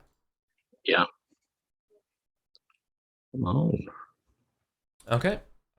He's going to call on loyalty to Cheldrick. All right. Cool. I would like to position to go fight for him. Yeah. So you're gonna have to be dealing with the shield. Yeah. They'd probably be able to pull out a knife or something by now. Yeah, I think that makes a lot of sense here. All right. By the way, the guy's name is Colbert. Colbert. Okay. All right. All right. So you're fighting Lord Colbert, the Saxons. I'm doing 15-1 split. Yeah. I want this fucking warlord's head. Oh yeah. Yeah, same. I'm gonna do something similar. All right. He's gonna have to split between you two as well. Yep. So this first is going to be against. Is Colbert mounted? Yeah. Okay, so it's only 19. So this first one is against Colbert. That's not bad. Nope, I think that is bad. I rolled a 6. And then the second one is minus 16 plus 20 plus 4. Okay, so a success against the shield guy and a success against the Colbert. Fuck, I rolled a 2. I didn't roll a 6. My sword rolls have been garbage. Right. Yeah.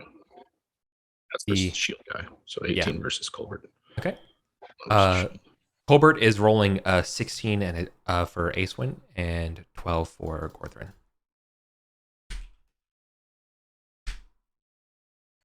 Because his skill would be plus 28. So I'm splitting it up. Yeah. Okay. And let's see here. Here's the 12. 9.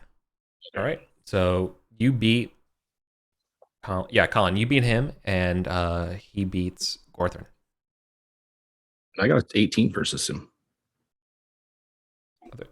My Oh, first one was Colbert. Second. Oh, was, right. Okay, yeah, no, that's good. So 17 and 18, so you both beat him, but he gets his armor. Yeah. So okay. Yeah. That's a Ooh. wow, bad rolls. Jeez. I off his armor,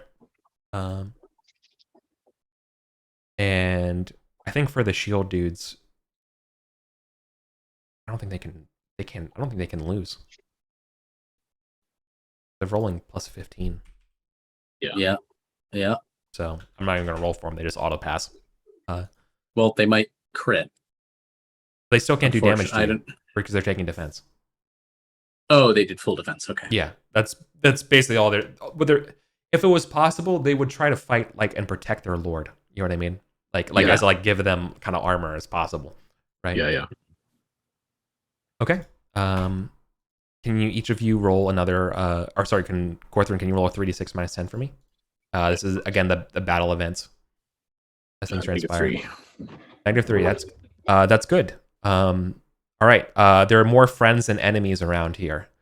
Basically, if you can break, this is you all are kind of seizing the day behind you. Yeah. All right. Back at it. All right. If these shield guys. No. I think Colbert recognizes that things have failed, and he's going to try to fall back as well. But I think you need to beat him in battle here to keep him locked in. Okay. So it's going to come down to this. If you beat him in battle, you will lock him in, right? If not, he's going to leave. Okay. Gotcha. Yep. I assume this is that we default to. By leave, I mean you lose your opportunity right. you're still going to be fighting like the swordsman and axeman. You know what I mean? Or kind of like basically like a rear guard, but your opportunity to actually fight he's right on the wall. Exactly. Right. But my question was: are we defaulting to Jim's battle, or are both the skills rolling? I want it to be a single roll. Okay, I figure.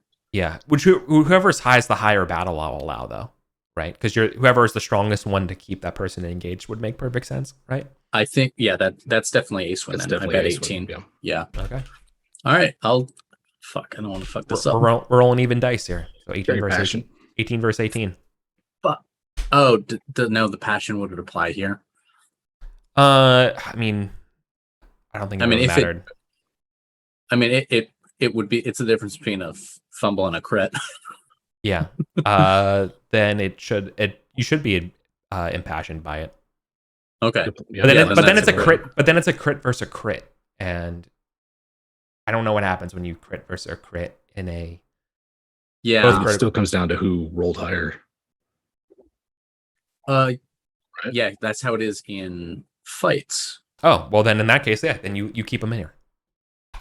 Dope. All right. Oh, yeah. But I mean, like everybody's trying. They're just brilliant. It's just like move and counter move and. Yeah. Yep.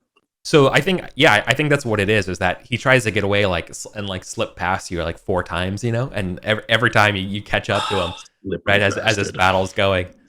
And because I rolled a fumble on a normal check, but it's a crit on an impassioned check, I think it's a trap. I think like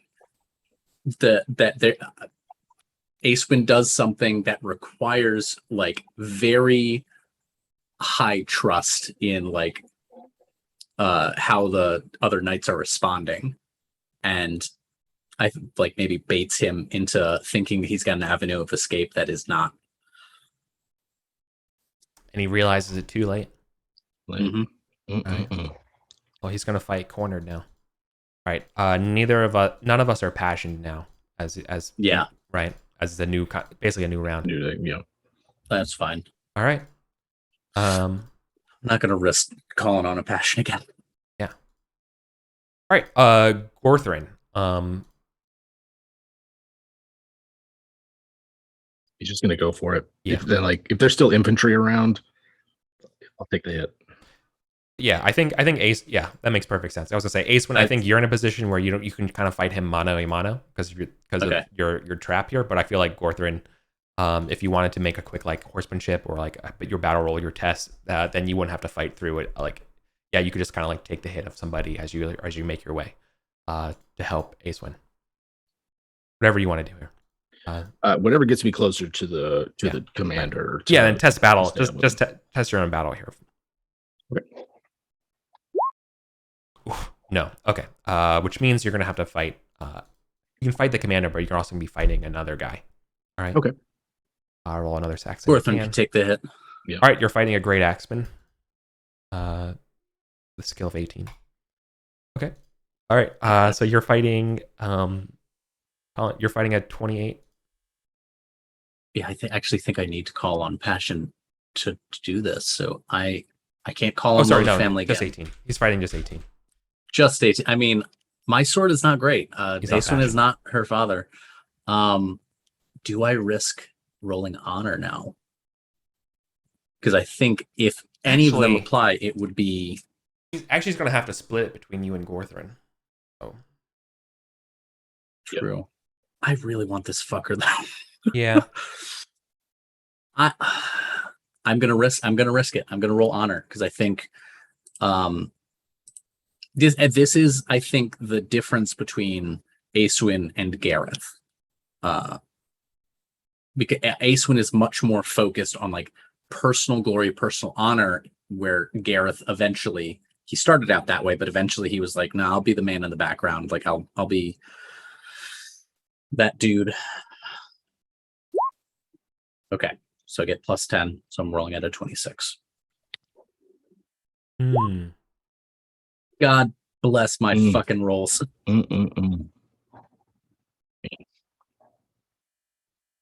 right. I think he's going to have to rely more on. Yeah, he's going to rely that his guard are going to help him out. So I think he's going to split more. He's going to split 12, 6. I'm going 20 and then 3. Fumbles. All right, here's your choice. Fails. All right. Aeswin, here's your chance because he fumbles against you. Hell yeah. This is your trap paying off. Fuck. I love it. Because all right, Gorthrin, you get to steal the glory here, buddy. He gets his armor against you, but or no, he doesn't get his armor. He fails. Yeah, so it's a crit from Gorthrin. 7. You're gonna be doing. So you're doing a lot of ones. You're still doing 5 damage to him. Ones. That's 5 ones. That is. But you are fighting this great axeman as well, right? So I'm gonna roll the axeman's damage or attack against you.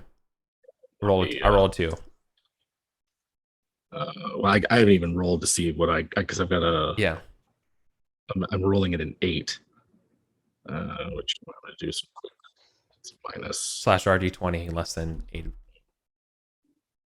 All right, so you failed. It would failed anyway. All right, so the axeman's going to hit you, and then I'm going to roll. Then I'll resolve the damage for the lord, which will probably be okay, considering he's only going to be taking 5 points of damage. Shield. Oh well, no, I don't get my shield at all because I failed. Oh yeah, that's true. So you're taking 66. 18. So 6 damage. 6 damage. And he takes 5. Colbert takes 5 damage from you. I think he needs to make a horsemanship. No problem. He stays on. It's knocked off. All right, you take an additional d6. Oh, God damn. All right, but that's separate damage from I think the wound, so I think you're okay. All right, so you're no longer horsed. He dehorsed you. Yeah. All right. Let's go one more round, and then then I'll go another battle test to see if you can get away. Yeah. I want to scream. So I'm gonna do the same thing as I did last time. I'm splitting it. Yeah. You split it. I want to fucking scream. Split the ground. Yeah, I'm still gonna keep fighting the guys. He'll have a bonus against me. 12 and 6. Yeah. Aceman fails. Yes. Gorthrin passes. 6. Oh. And then this is the Axeman against Gorthrin. Crits. Okay. This might be the first time I think we've seen Gorthrin really struggle in combat. Well, it's like we've got. I'm not used to this side of Gorthrin. He's been beaten up a lot worse before, because there was at least one where he was taken out of commission for like 9 weeks. But was that him just taking damage versus like being unhorsed and like crit against? He's been unhorsed at least twice before. Okay, that's fair. But I mean, now that I'm thinking about it just a minute, because it's like if he's unhorsed, he's in the middle of it. But like, you're grinding through him though, right? Like you are. Yeah. All right, sorry, you ground your own forces to get here, right? Like you're like, no, we're going after him, right? And so you really pushed your troops to get up with Acewin. You're hunting, you know, you're what's the term for in like games, you're tunnel visioned. Yeah Right. I think Gorthrin might be fighting defensively if he's unhorsed though, because that is a bad situation to be in. 2v1. So if he'll split his sword down the middle at 12 and 11. And if he fights defensively, that gives him an extra 5? It's plus damage. It's a plus 10 for fighting defensively. Plus 10. Okay. All right. So okay. Colin. So you win. So you're doing your damage against Colbert. Yes. That's a good roll. He doesn't better. He doesn't get his shield against this. So that's 12 damage on top of his 5. That's not good at all. So you get unhorsed from you. Nope. No. But that was not a major wound. But the next one he takes will be. And he might be able to get away this time. Yeah, and then we're gonna resolve what's going on with Gorthrin. So Gorthrin, he got a successful hit on you. Yeah. Let's see. As well as the Axeman. So those are the two things. So now you said it's a 11 and a 12.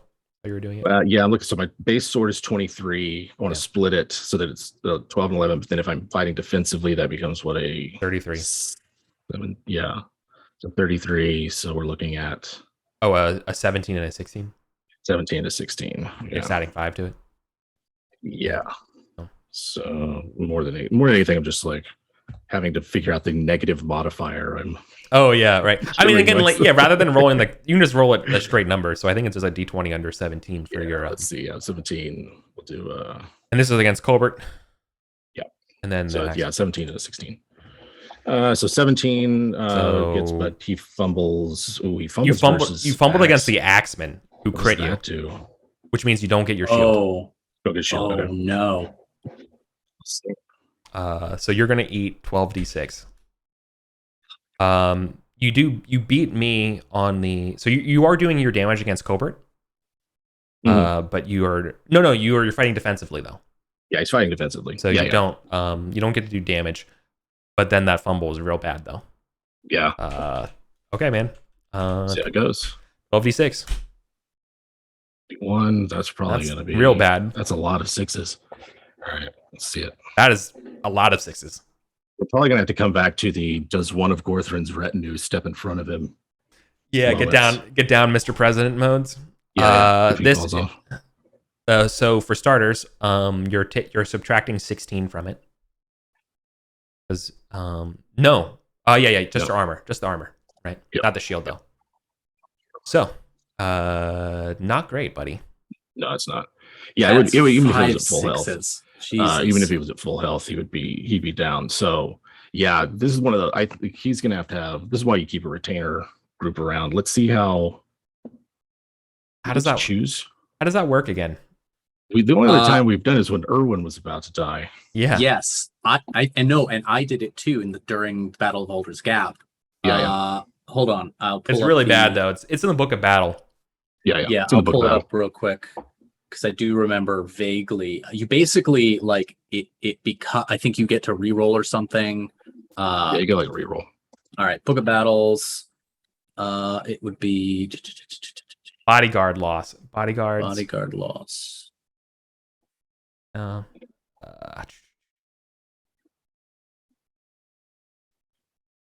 It's something like 417 bodyguard consequences are given the number of men lost. If more men are lost and are present, see insufficient followers. If you're going to use the bodyguard bonus phase, bodyguard will intervene. Attempt a loyalty lord passion. The bodyguard will intervene and sacrifice themselves no matter what. A loyalty lord is made to see what their bonuses are. Okay. So who do you want to kill first? The Rothgar? It could be Rothgar. Could be like Sir Bass is like on notice. Yeah. That's true. You have Bassa. I made up some other knights for you as well. Yeah. So we can draw from them as well. But yeah, I think Bassa's apt. You know what I mean? I think Bassa makes sense. I was gonna say I was thinking about the other days. If I don't even think Nest is still around. Like whoever Nest will be fighting with Rothgar. Yeah. Yeah. Yeah. Because their men are sworn to Cholderton. So yeah. Yeah, that's that. There's something about that I was wanted to talk about because technically he enfiefed Cholderton to Rothgar. Yeah. Yeah, right. So it's of course it's complicated feudalism. But yeah, I think Bassa makes the most sense because he's like new. Yeah. No, this exact scenario of like your lord getting promoted, but like the person under you doesn't get promoted is like why half like is about half the disputes that happen in feudalism. Oh yeah. So it's totally normal. So Bassa. So you attempt loyalty of lord. I don't think I have a loyalty of lord for Bassa. 1 second. Nope, he has a love of family. Gotta be minimum 15. So it's minimum 15, exactly. Yep. So let's go with 15.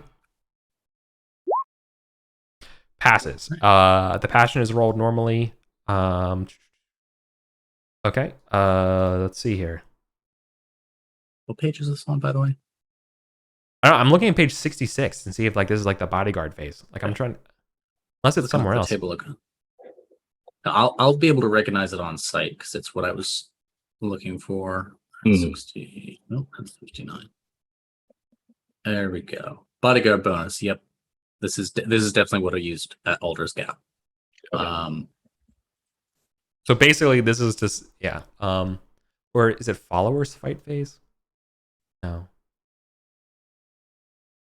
So they substitute in and do a roll, and on page 67, 417, that table tells you what happens because of their roll. Okay. And so you passed the loyalty, so they're going to get a bonus in this fight to be bodyguard for him. Yeah, it was Gordon Falls. Yeah. Well, so would you have to do this before you fight? I mean, I didn't remember what order we did them in since the last time. I would have. No, I think I think this is like a reactive thing because it is a bonus phase. Yeah. Right.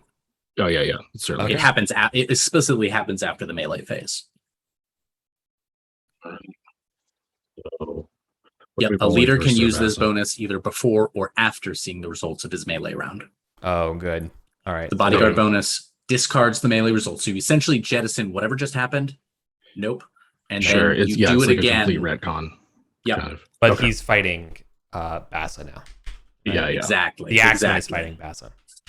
Yeah. All right. So it's basically Bassa rolls and then has to deal with this crit. Yep. His sword's 15. Yeah. But he is impassioned. True. So he's rolling against a 25. Yeah.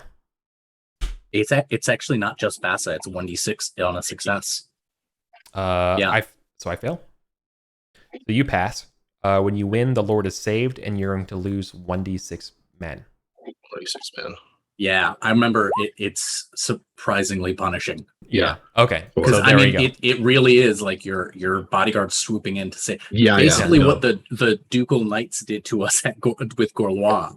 Exactly. Just come in and chump us. Exactly. Yeah. Mm-hmm. So 3 of them go down. All right, we'll figure out which 4 it is. Well, I have. You know what? I have 4 names, so it works pretty good actually. Okay. All right. Sorry for. I know it's a little confusing because that's just like a weird niche case. We didn't have. How many times did we run into it? When a character's life's on the line, I think it's all right. Yeah. All right. So we have to get in the weeds here for the Book of Battle to save us here. Okay. Yeah. All right. So then most of the prominent knights of Tillshead are fallen. Including Bassa.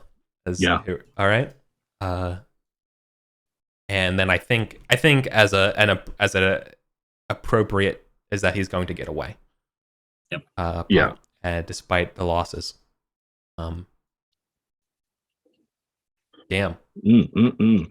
Well, that's a lot better. If you would have lost that roll, the Lord is saved and you lose 1d6 plus 6 men. Which is everyone. That's like everyone. Essentially, you lose your entire skill. Right. Yeah. Damn. That's what happened to like Duke Roderick that one time. Where it's just like Gorthrin and Roderick walking away. Determine individual losses is optional. It's your brother, your steward, your vassal, your households, your friend, or mercenaries. So like if you wanted to, like that's what you could do a banneret and basically roll a d9. But no, because we already have it rolled up here. Shit. So yeah. Okay. Basically Tillshead. Your retinue from Tillshead is cleaned out. It's wiped out, yeah. Yeah. Cool. So I'll have to generate some new knights. But dying here are people that I was planning on introducing. Bloodry is dead. Earthgy is dead. Ligolo is dead, and Bassa is dead. Flashback to like before the battle, they're all showing pictures of their family and talking about how they're at the feast. Soon. Yeah, they're like introducing them all at the feast. So like after Lord Bassa shows up, and they're like, "How's it going? I'm super excited. And, we're gonna go battle together. It's gonna be awesome." Yeah. And so, all right. For the rest of the battle is a success for Arthur, as the Saxons are routed. In fact, they are pushed forward in pursuit. Arthur takes you with him on pursuit, and you're going to spend most of the summer here, basically chasing them up the north coast into Scotland, where they have a last stand in the Caledonian woods. We're not going to role play through that battle here, but instead, here's what's going to happen. Because you all survived the rounds of this battle, you're all going to earn 225 XP. Glory, 45 per round here. Each of you is going to earn a charger and 5 Libram in goods. I have so many chargers. Thank you. Well, time to give one away. Yep. I actually think now I have to. No, this takes up my last horse slot. It means that my squire is riding a charger. I have so many chargers. I can afford to give a Downey a fucking charger to ride. That's the dream. That's the was life. It 225 or 245? You said. Sorry, it's 45 a round, so it's 225. This was 5 rounds. Yeah, and this is the Battle of Lincoln. Yeah. All right. Cool. Yeah. So I get glory for? Don't I get glory for critting a passion, or it like goes up by 1? Yeah, I think it automatically goes up by 1. Okay, that's what it is. Yeah. And loyalty. Yeah, it does. I thought it was love of family, but maybe I'm misremembering. No, it is. It's love of family. Okay. Gorthrin's my family. Yeah. All right. And Rocker spends all day raiding with you to get him to like him, and all you do is care more about Gorthrin. Older brother. I love it. All right. So again, we're just abbreviating. We're not going to do the battle, but basically there's another skirmish in the Caledonian Forest. We're not going to reward glory or anything. It just kind of happens. And all right. Gorthrin's probably out for a while. Yeah. Anyway. Exactly. All right. And I kind of want to wrap up the year if it's possible, but I know we're over time. I don't know if you all gotta. I'm good to go. I could use. I just need to stretch my legs for like 2 minutes. But Yeah, we can we want to just do a quick little like Hell yeah. Just do enough a to short stand little- up and stretch my legs. just do a and short then, little break real quick, which is Yeah. very rare. But let's just do that, all right? So we'll be back. Yeah, in, sounds good. Yeah.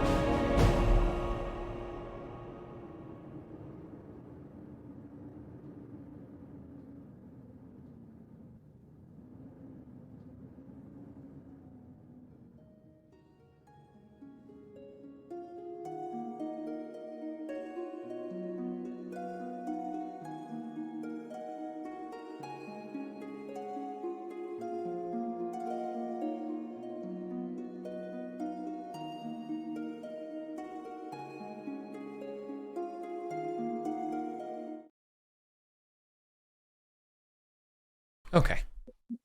Good stuff. All right. Speak again. Yeah. Good. Not muted, which is good. Sometimes it happens. But yeah, all right. So the important part, the takeaway for the rest of the summer is that Arthur, after capturing King Cheldric, yeets him out of England. Basically, they swear that they'll never return. Right? Nice. And so the Saxons end up leaving after arriving here, being like, okay, fair enough. You win, buddy. Nice. Yeah. So Sheldrick and all these Saxons go back to Brittany.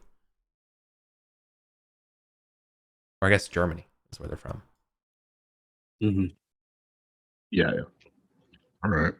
Okay. That'll be the Franks' problem. Yeah. We don't need to worry about them. The Franks don't have enough problems, No. They really have it don't. too easy. They really don't. They really don't. Okay. They deserve So the north is Malahut's free of Saxons. Is it just like Essex now? Mm-hmm. Exactly. Yeah. Yeah. Essex and Wessex, technically, I guess. Yeah. I thought Exactly. they had converted, and I thought that they had sworn fealty to They're not- Arthur. they have. Wessex had. They have. Yeah, Wessex, but they're still Saxons. Yes, exactly. They're Like, are they though? I've got a hatred Saxons of 9, so Sure. yeah, they're still Saxons. because it's a non-zero number. It's because they're Correct. yeah. Right. They're just the good ones. That's actually what I call sweet run. Yeah. It's super awkward during dinners. Super awkward. Yeah. Yeah. Yeah. So quaint. But they're really no different than us.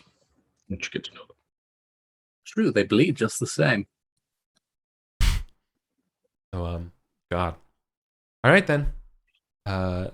Orthard spends the rest of the year nursing his wounds. Pretty Both much. physical and emotional, I imagine. Yeah. Yeah. For your first fight as a Lord Banneret, You're just like you there, lose yeah, your just- entire They're skill. all dead. Shit. Yeah, that's Probably plants from the Castellan anyway. That's a part of his Gorthrid's master plan. To clean house at Till's Head.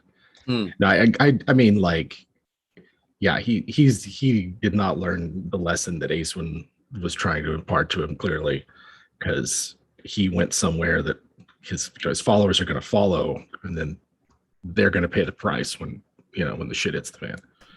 Yep. So I think he is going to spend a lot of that year just ruminating and thinking and healing. absolutely. Okay. Let's do winter phase if that's all right. Yeah. Oh yeah. All right. Alwina will lose 1 bit of laziness. They're still known for being lazy. They're just not an 18. Oh, yeah. It's a 17. Like, And Nice. they've every little gained- bit yeah. helps. And what was their original industry score? It 7. Can you roll on D6? Because they add that many skill points. Hey. They're an 11 now. Hey. No, 7 plus 5 is 12. Yeah. Okay. Yep. So they're at 12 now. All right, Cholderton. I need you to give me a let's do our justices. Mhm. You drag us over to the winter thing. That'd be helpful. There we go. No, That's good. I forget. Let's do our experience rolls first. Yeah. Let's resolve our experience. Let's do this. I'm actually in order for excited. the first time. I have so many this year. Let's start with energetic. Fuck. Spiritual. Yeah. Unfortunately, that's not one of the chivalric ones. Valorous. Fuck. Love of family is now an 18. Yeah. There it is. Hospitality. Fuck. Awareness. Hell yeah. Flirting. Fuck. God, he tried so hard. That's a tough one. Oh shit. I think you also got battle if you didn't do battle yet. No, because I didn't crit battle. Yeah, Oh, yeah, that was I'll, worth it. I'll roll Yeah. for that. That was Gorthon. Yeah, sorry, my Yeah. bad. Misremembered. Fuck. There we go. Hey. Lands. Known for Lanson. Maybe I just get good at jousting. Like I'll be Yeah. Acewin's thing. That's what I wanted Hrugars to be. Maybe it's like on the way back. Like, have you? When was the last time you came by the lists? You should come by Yeah. and shoulder some. Gorthon didn't use them at all. You used it to hang up his like armor. Right, exactly. Yeah, he never once got a check off that. I don't think. They're just dressed in all the jewelry that you're keeping. Yeah, that's why those peasants are so mad. Buy grain for us with that. No. Oh. Hey, courtesy goes up. What's this thing? Is Gorthon does not learn anything from experience.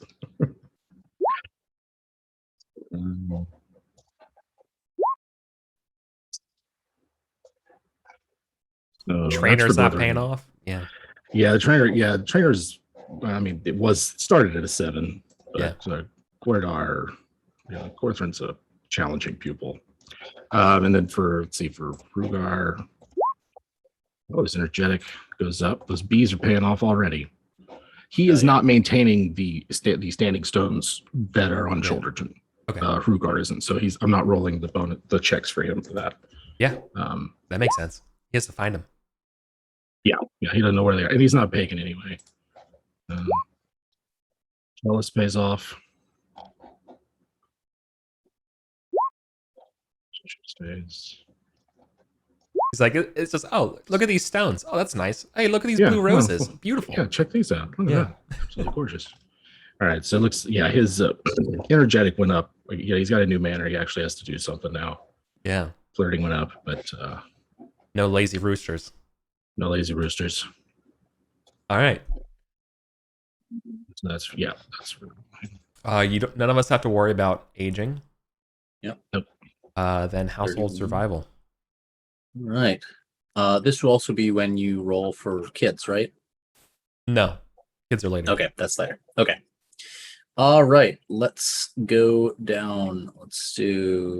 Start with my wife. I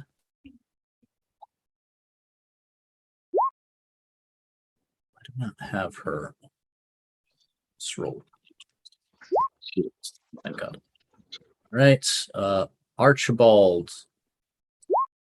Oh. Okay, we're good. It's not a 1. Yeah. Ethelred. It's fine. Gwern is getting old. How old? But fine. They're fine. Angarod. Angarod might be at risk. 1 through 2, so she's fine. And then finally, the mistress. We're good. Yeah. I've got for my third. All of my kids are good, and his Gorthrin's second, his Kedwalla, his daughter, is going to be of age next year for the page program. Oh yeah. Yep. That's at 5 or 6? 7. 7. Okay, so I've got a couple years still. 7. I've got 4 more years for Archie. Yep. Little Archie. Yeah. That is, it's possible that all of Irwin's kids are out of the page program. I don't know if Moriel been. I'll have to look that up I just started my own spreadsheet for my character and everything. Like I was like, I want to have Gorthrin start like horse breeding, and then it was just like, all right, I just need a spreadsheet for this for my character. All right. We don't know much about Archie. No, it's because he's like 3. Yeah, that's fair. Something. Okay. I just rolled a random trait to see what it would be. And Archie is exhibiting. He's definitely. What would be a prudence represented as a kid? I know exactly what that's like because my friend Ash apparently was like that as a kid. Yeah. It's just like weirdly practical and thoughtful when they do, because like kids are naturally impulsive, right? Yeah. But we don't really develop those necessary inhibitions until later. So if a kid is prudent, it means they're kind of developing those early. Fun fact, it's actually, I think it's one of the things, an early sign of possibly being on the spectrum is when kids are like super serious when they're very young. Yeah. Well, because they're generally not working off as much of the emotive sort of language. Oh, well, Archie is prudent. Not like renowned or anything like that, but just... No. Yeah, he's just a weirdly serious kid. Yeah. Very sober little baby child. Yeah. Grand. All right, let's get ready to do some justice events. Let's do it. All right, I want to get you over to the game screen. Let's generate a justice event. A convincing poor old widow and a basic priest about insults. Ladies, okay. You're. Ooh, this is Till's head. Yeah. So What was that? Someone's complaining of the Till's head's priest as being an adulterer. This lecherous priest. Yep. Let's see here. It's like Their skill is D20 plus 5. It's a 7. Okay. Yeah, okay. They're not particularly good at it. Can you test That just for me? beast. Neither is All right, it's a Thor. fail though. All right, that's fire. I think that's a tie. I don't think there's any change to the hatred. Yeah, It's Wait, all right. unsatisfying all around. yeah, Yep. yeah. What is his hatred now that he's at Till's head? Oh, that's a good point.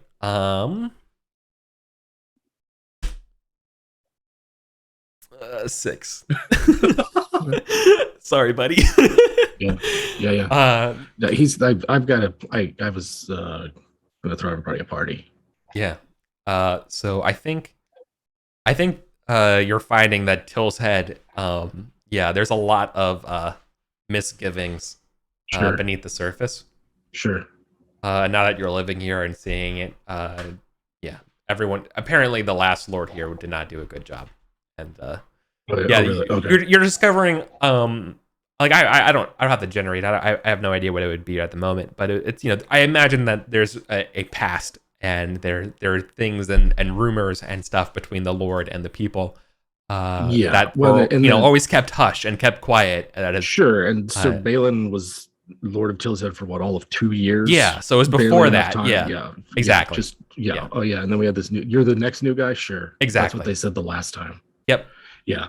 And exactly. And so there's not a lot of trust for you yet. Certainly.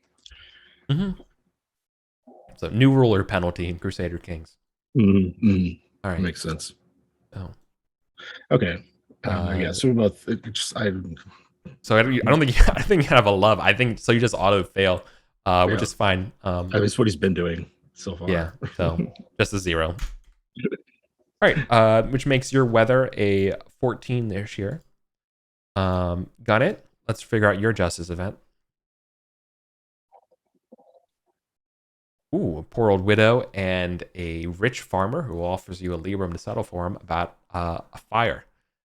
Someone's impoverished and in debt. So clearly, this is an insurance scheme. Yep. No. I mean, Aceman's all about being just. Fuck me. wow. Let's see what the D20, what their skill is, a 17. They could still fail, but they don't. Nope. All right. Right. When you fail, I think your hatred goes up by 1. Yep. Increase hatred of landlord by 1, and then you test your concern of commoners. All right, we're at 7 now. So my effective skill is love of landlord 4. So I've got a -3. So I'm rolling at a 9. Fail. All right. No change to the year. Sorry, I was actually planning this year to try and do some nice things for my commoners. Yeah. I don't like having the hatred that high. It's okay. You know what? Sorry. You're okay. Just real quick, Cholderton, your year is not actually going to be at a 14. You're rolling at an 18. Because Cholderton would be rolling at a 14 because Rothgar's the one who got the whispers of the witch. Yeah. All right. Cholderton's is not Till's heads. Yeah. Sorry. Yeah. My sheet's still under Cholderton and not Till's head. I need to amend it. But so that's why. Okay. Here's my question. Yeah. The naming conventions it's always whatever their manor is, right? Does that mean this is now Gorthrin de Till's head? Like, is that the family now is the de Till's heads because that's now the okay? Yes, correct. Interesting. Yeah. You're right. I never made it that explicit when I asked you all last session about how Gorthrin felt about the place. Like, is this an occupation or is this your new family thing? And you're like, no, this is where I'm living long term. Yeah, it's right. He's de Till's head. Yeah.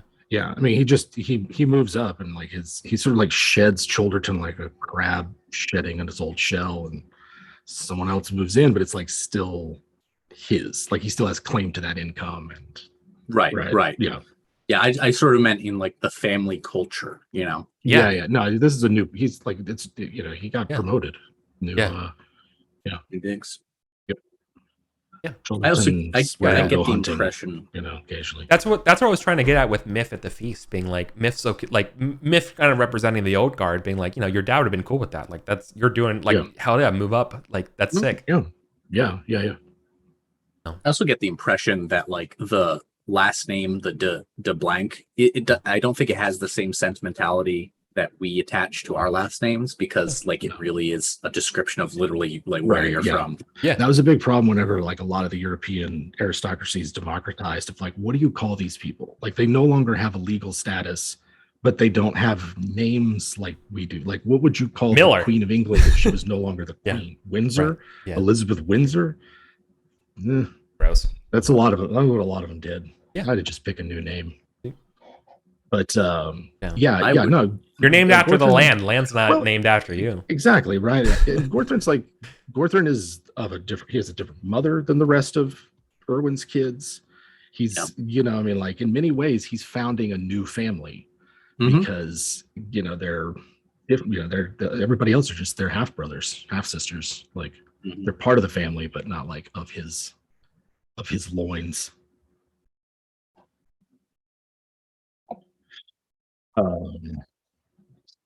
Awesome. Yeah, if we were at the point of being able to spend money to raise our peasants' happiness, I would like to. That's what I'm. We'll do that at the end. We'll do it at the very end, where you can say like next year I'm planning on building such and such. Yeah, it's just like a Christmas feast kind of thing. Yeah, exactly. Yeah, to reduce the hatred of commoners for sure. But let's finish the weather part. Till's Head, you're rolling your stewardship. I guess you're rolling your wife's stewardship. Yeah, she's got 20. Yep, and you're rolling against an 18. I got a 6. I beat you. Yep. It's a pass. It's a pass. So you're gonna live. It's a lot more to running a market town. Yep. You're. I assume you want to live richly though. Yeah.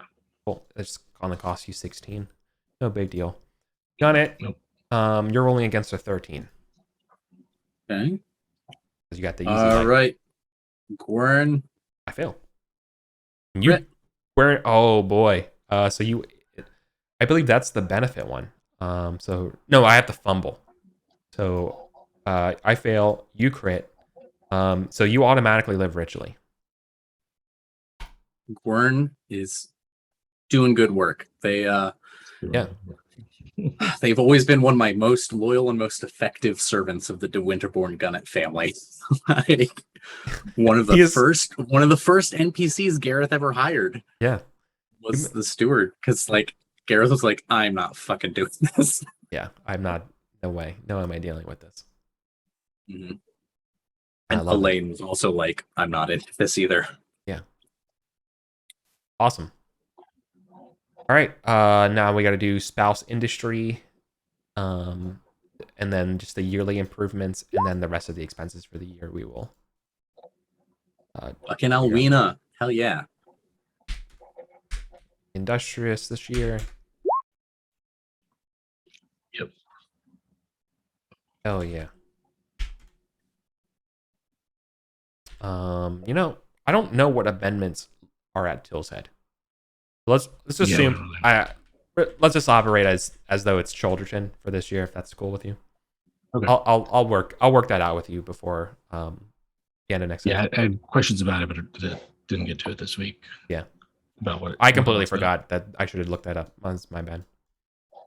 All right, let's do manorial improvement incomes. So basically the apiaries. See if it's a 4 or 5. Nice. 1. In that 2. Oh yeah, both of you get that extra money. I got a 1. I always roll. Gotta divide it. Oh. It's the D2, and I just never feel like typing it in. Yep. That's fine with me. All right. So you're getting an 11 income. You got your additional 7 income this year as well. Got your additional 7. You got your 3. All right. Go on. I actually think Angara died. Wait, what? Yeah, I was looking at the wrong thing. If Angarad is 65 or older, then she died. I don't think she's that old. Angarad? No way. No, so she'd still be an elder. Okay, we're good. She's not very old. Angarad's 44. Okay, yeah, okay. So she is still in that. I was right the first time. Just got worried for a second. I was like, I rolled a 4. No, good question. Yeah. No problem. Okay. Expenses for the year. Colin, Acewin is sitting at a plus 12, so you're at 432 this year. Well, it doesn't include your expenses for your fashion, which was like five or three. Three. All right, so so you're at 429 at the end of this year. And Till's Head, you want to. This is where we start talking about expenses. So how much did you spend already on fashion? I spent 3 on fashion. Do you want to say it's 10 Libram to permanently reduce their hatred? Normally it's like building a bakery is like how you do it. Remember, like they love their Panera breads. But there was like, I know that we stopped using Book of the Manor for the most part, but there was a few things in there that are like you pay for an event. Like the equivalent of a feast, but for peasants. Like you put out tables down the street and bust out the kegs. And so it's basically roll some apples down the street. That's why I thought it was like 10 Libram. Yeah. 10 Libram, about that much. Yeah. All right, so let's say like 10 reduces it by 1. So okay. That brings it down to 5. Yeah. All right. So I mean, it's not like it hurts you, it breaks the bank for you that badly, you know. But you went from 496 this year and you're leaving it at 482. You know what I mean? Like not the worst thing in the world. It's not the worst, but it's not going to last. I mean, he can't keep this up indefinitely. Yeah, well, he's going to have a good you have to spend you spent 16 on your lifestyle to go from poor to rich, right? And then the additional 10. But you're getting basically 10 income from all of Till's Heads and Manors and stuff of your office, right? So like you're doing okay. That's most. That's where most of your money works out. Yeah, he's still getting portions from Allington and exactly. Childerton now. Yeah, he's gonna be fine. And still getting spoils from whatnot. And so the thing he wants to spend money on is he wants to start working on increasing the size of his stables and like finding someone who will specifically run a horse breeding program there at Till's Head. Because it's got that, we're on that nice plain. Yep. I don't know, there's so he's looking for somebody who's. So do you want to build? So you want to build stables? Yeah, he wants to. Right. Yeah, that's gonna be another 10. Increase the size of stables. Mm-hmm. Okay, cool. So so you're gonna build your stables, and you extravagantly spent for your because you're extravagantly spent for your peasants. I don't consider that a building. So you can build your stables while also doing that, which is why you can do 2 things in the year. That's no problem, right? Cool. At least that's how I see it, and I'm fine with that. Yeah. Right. Okay. Cool. So otherwise you have to spend another 5 to basically you have to spend 150% to get something twice in a year. But you're fine here. Not actually building 2 things. Yeah. Okay. Cool. That works for me. Do you have any plans for Gunit? Yes. So the big civic project that Acewin wants to do, and the thing that I hope the commoners like, is I want to make the paths like good. I want to like smooth them out, not like pave everything, but like I mean maybe pave them within the village itself, but like I want them to be clear, maintained, and smooth, so like when these peasants are hauling wheat up and down, it's not going to hurt their feet, like I want to pretty it up. I want to cultivate on some planks. Sure. Yeah. Footbridges. Sure. Goran gives you the bill of 10 Libram. But basically this is the comprehensive plan of having a strong road network and maintaining it year over year, right? Yeah. And I'm also from the ferry down to like the Royal Road, like that main thoroughfare, and then all of like the branching what do you call it? Non-arterial, whatever. Paths right into your fields and all that stuff. Yeah, like turn some of those desire paths into actual paths, Yeah. Oh, wow. Actually listening to community feedback and taking an environmental survey of the impact analysis of to the rare fish in the Bourne. It's true. It's like, what is the effect of the oath stone on the local trout population? The answer is it's just the oath stone is just covered with fish eggs all the time. Just throw everywhere. No, so the second part is I want Acewin to, and this is probably a long-term plan, build right up to the line of acceptability for like fortifications. Like I know that I'm not allowed to build a castle. Yeah. But we've got a stone tower. What if we have like a wooden Stone walls. palace? Yeah. like you have wooden walls. What if they didn't catch us on fire as much? Yeah. What if they were stone? Yeah. Yeah. They're just it's reinforced palisade. It's not a stone wall. It's a reinforced palisade. A stone. Yeah. Well, stone's very strong. Stone's pretty expensive. You know that like if you wanted to convert everything to like stone, it would probably be around 200 librum. Done. Okay. I got the money. That's what it's here for. All right. But that was half your money. Yeah. Acewin is doing this fully knowing that this is like towing the line a little bit about what's okay. Because I have no permission to build a castle and like kind of specific prohibition. Like I think that there was a talk early on with the Earl, and it was like that's not happening. Yeah. Well, we can start next year, next session with the Earl being like, "Excuse me, why are you hiring all these stonemasons?" It's real hard to hide. Yeah.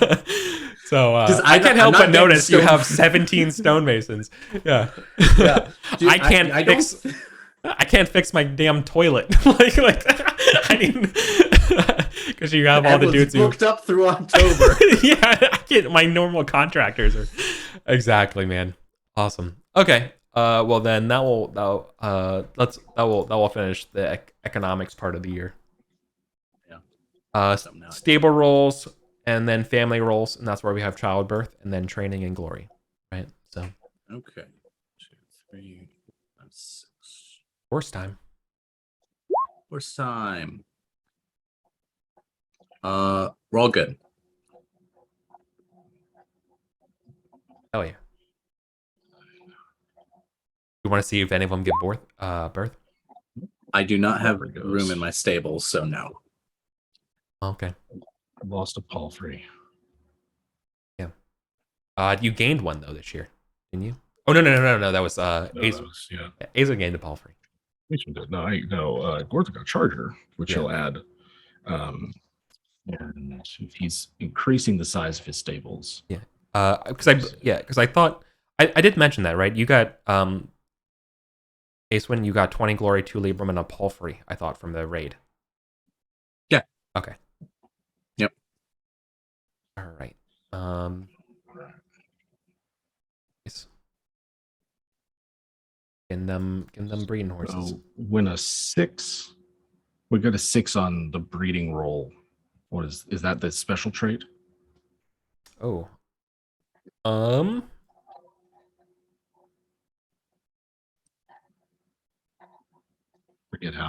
forget if like a special trait can enter into it, or if it's like you just get a new. You have to roll a d20, and the 6 means that it's possibly like a candidate for being special. Gotcha. Yep, it's special. You have to beat a 10 after that. Cool. It is special. Can you roll a d30 for me? Yeah.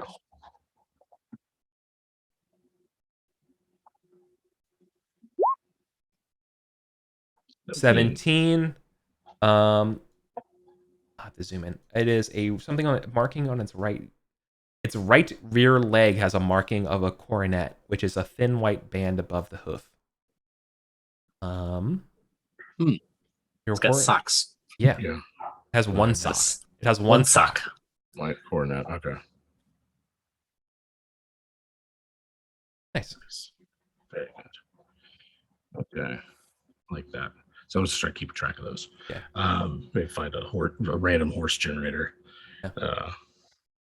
Okay. All right. That was the new charger that they got. Hell yeah. Okay. And we just have to do experience and glory. Childbirth, right? Child, yeah. So I think Acewin and I think we're trying for kids with Charon, with the mistress. Okay. That's very practical in that, like, making sure there's nothing that could even complicate Archibald's inheritance in any way. Yeah. So let's see, 1d20. So it's only for Your lover. lover. 12. All right, baby's carried to term. Yep. And roll a d20 to determine the baby's status. 16 is 16, grand. healthy. Yep. Healthy baby. Yeah. Otherwise, that's how you get twins and stuff. Yeah. Okay, cool. New Babu. I'm gonna name the kid. Oh, I got to see if it's gender of the kid. Acewin, baby. Even it's a male bodied child.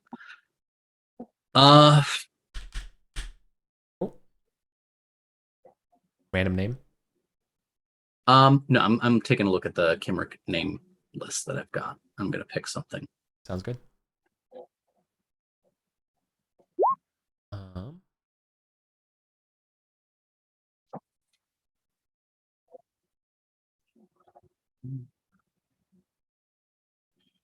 Corsman's bastards are about to be. They're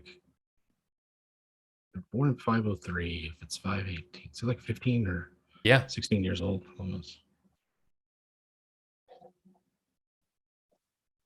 Squire time.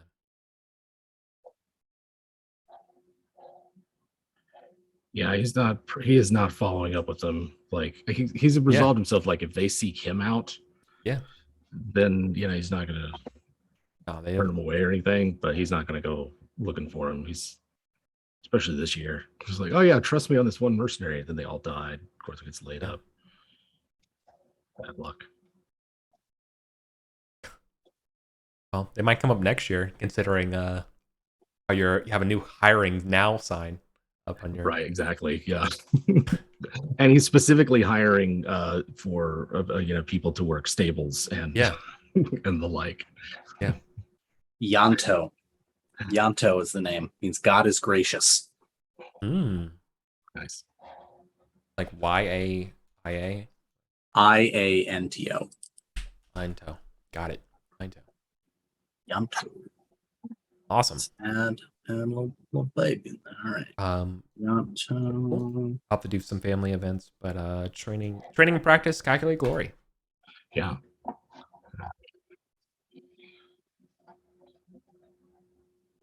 So we've got 3 more years to.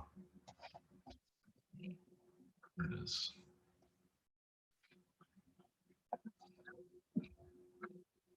Okay. Training and practice. Tough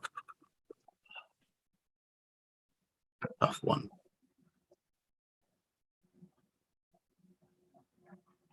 I'm going to push intrigue to 15 in anticipation of some future discussions with the arrow.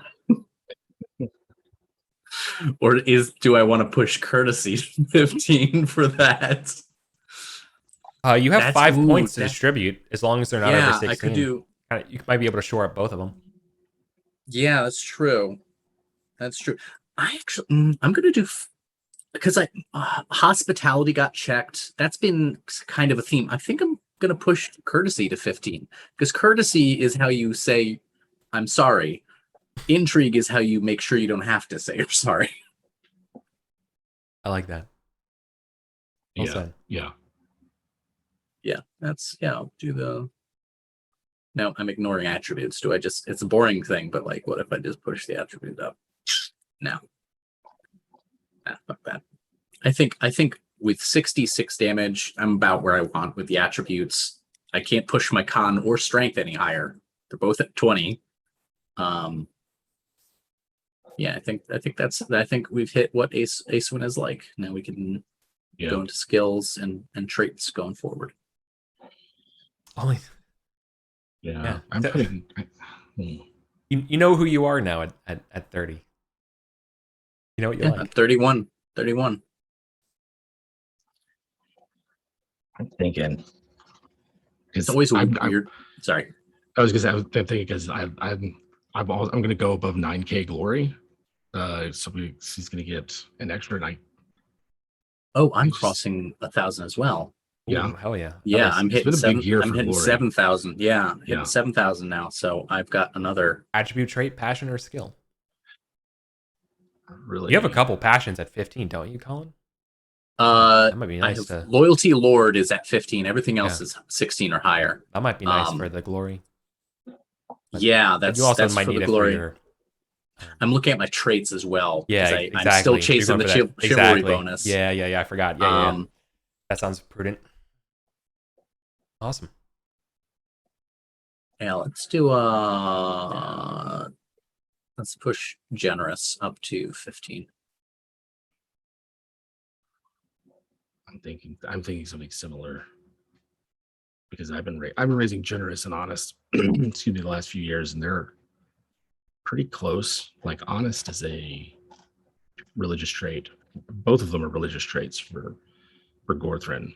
Mhm. Let's see. Interestingly, honest is not a chivalry thing I mean, a Yeah. religious thing. Right? Okay. I don't think. Well, it's not marked. It might be. Yeah, I'm gonna do generous as well because that bumps into 16. All right. So and then I raise my con to 19 with my other. Oh, sick. Yeah, because Gorthrin's like 1 or 2 points behind Acewin. Yeah. In terms of just being carved from marble. Yep. Yeah, got to keep it up.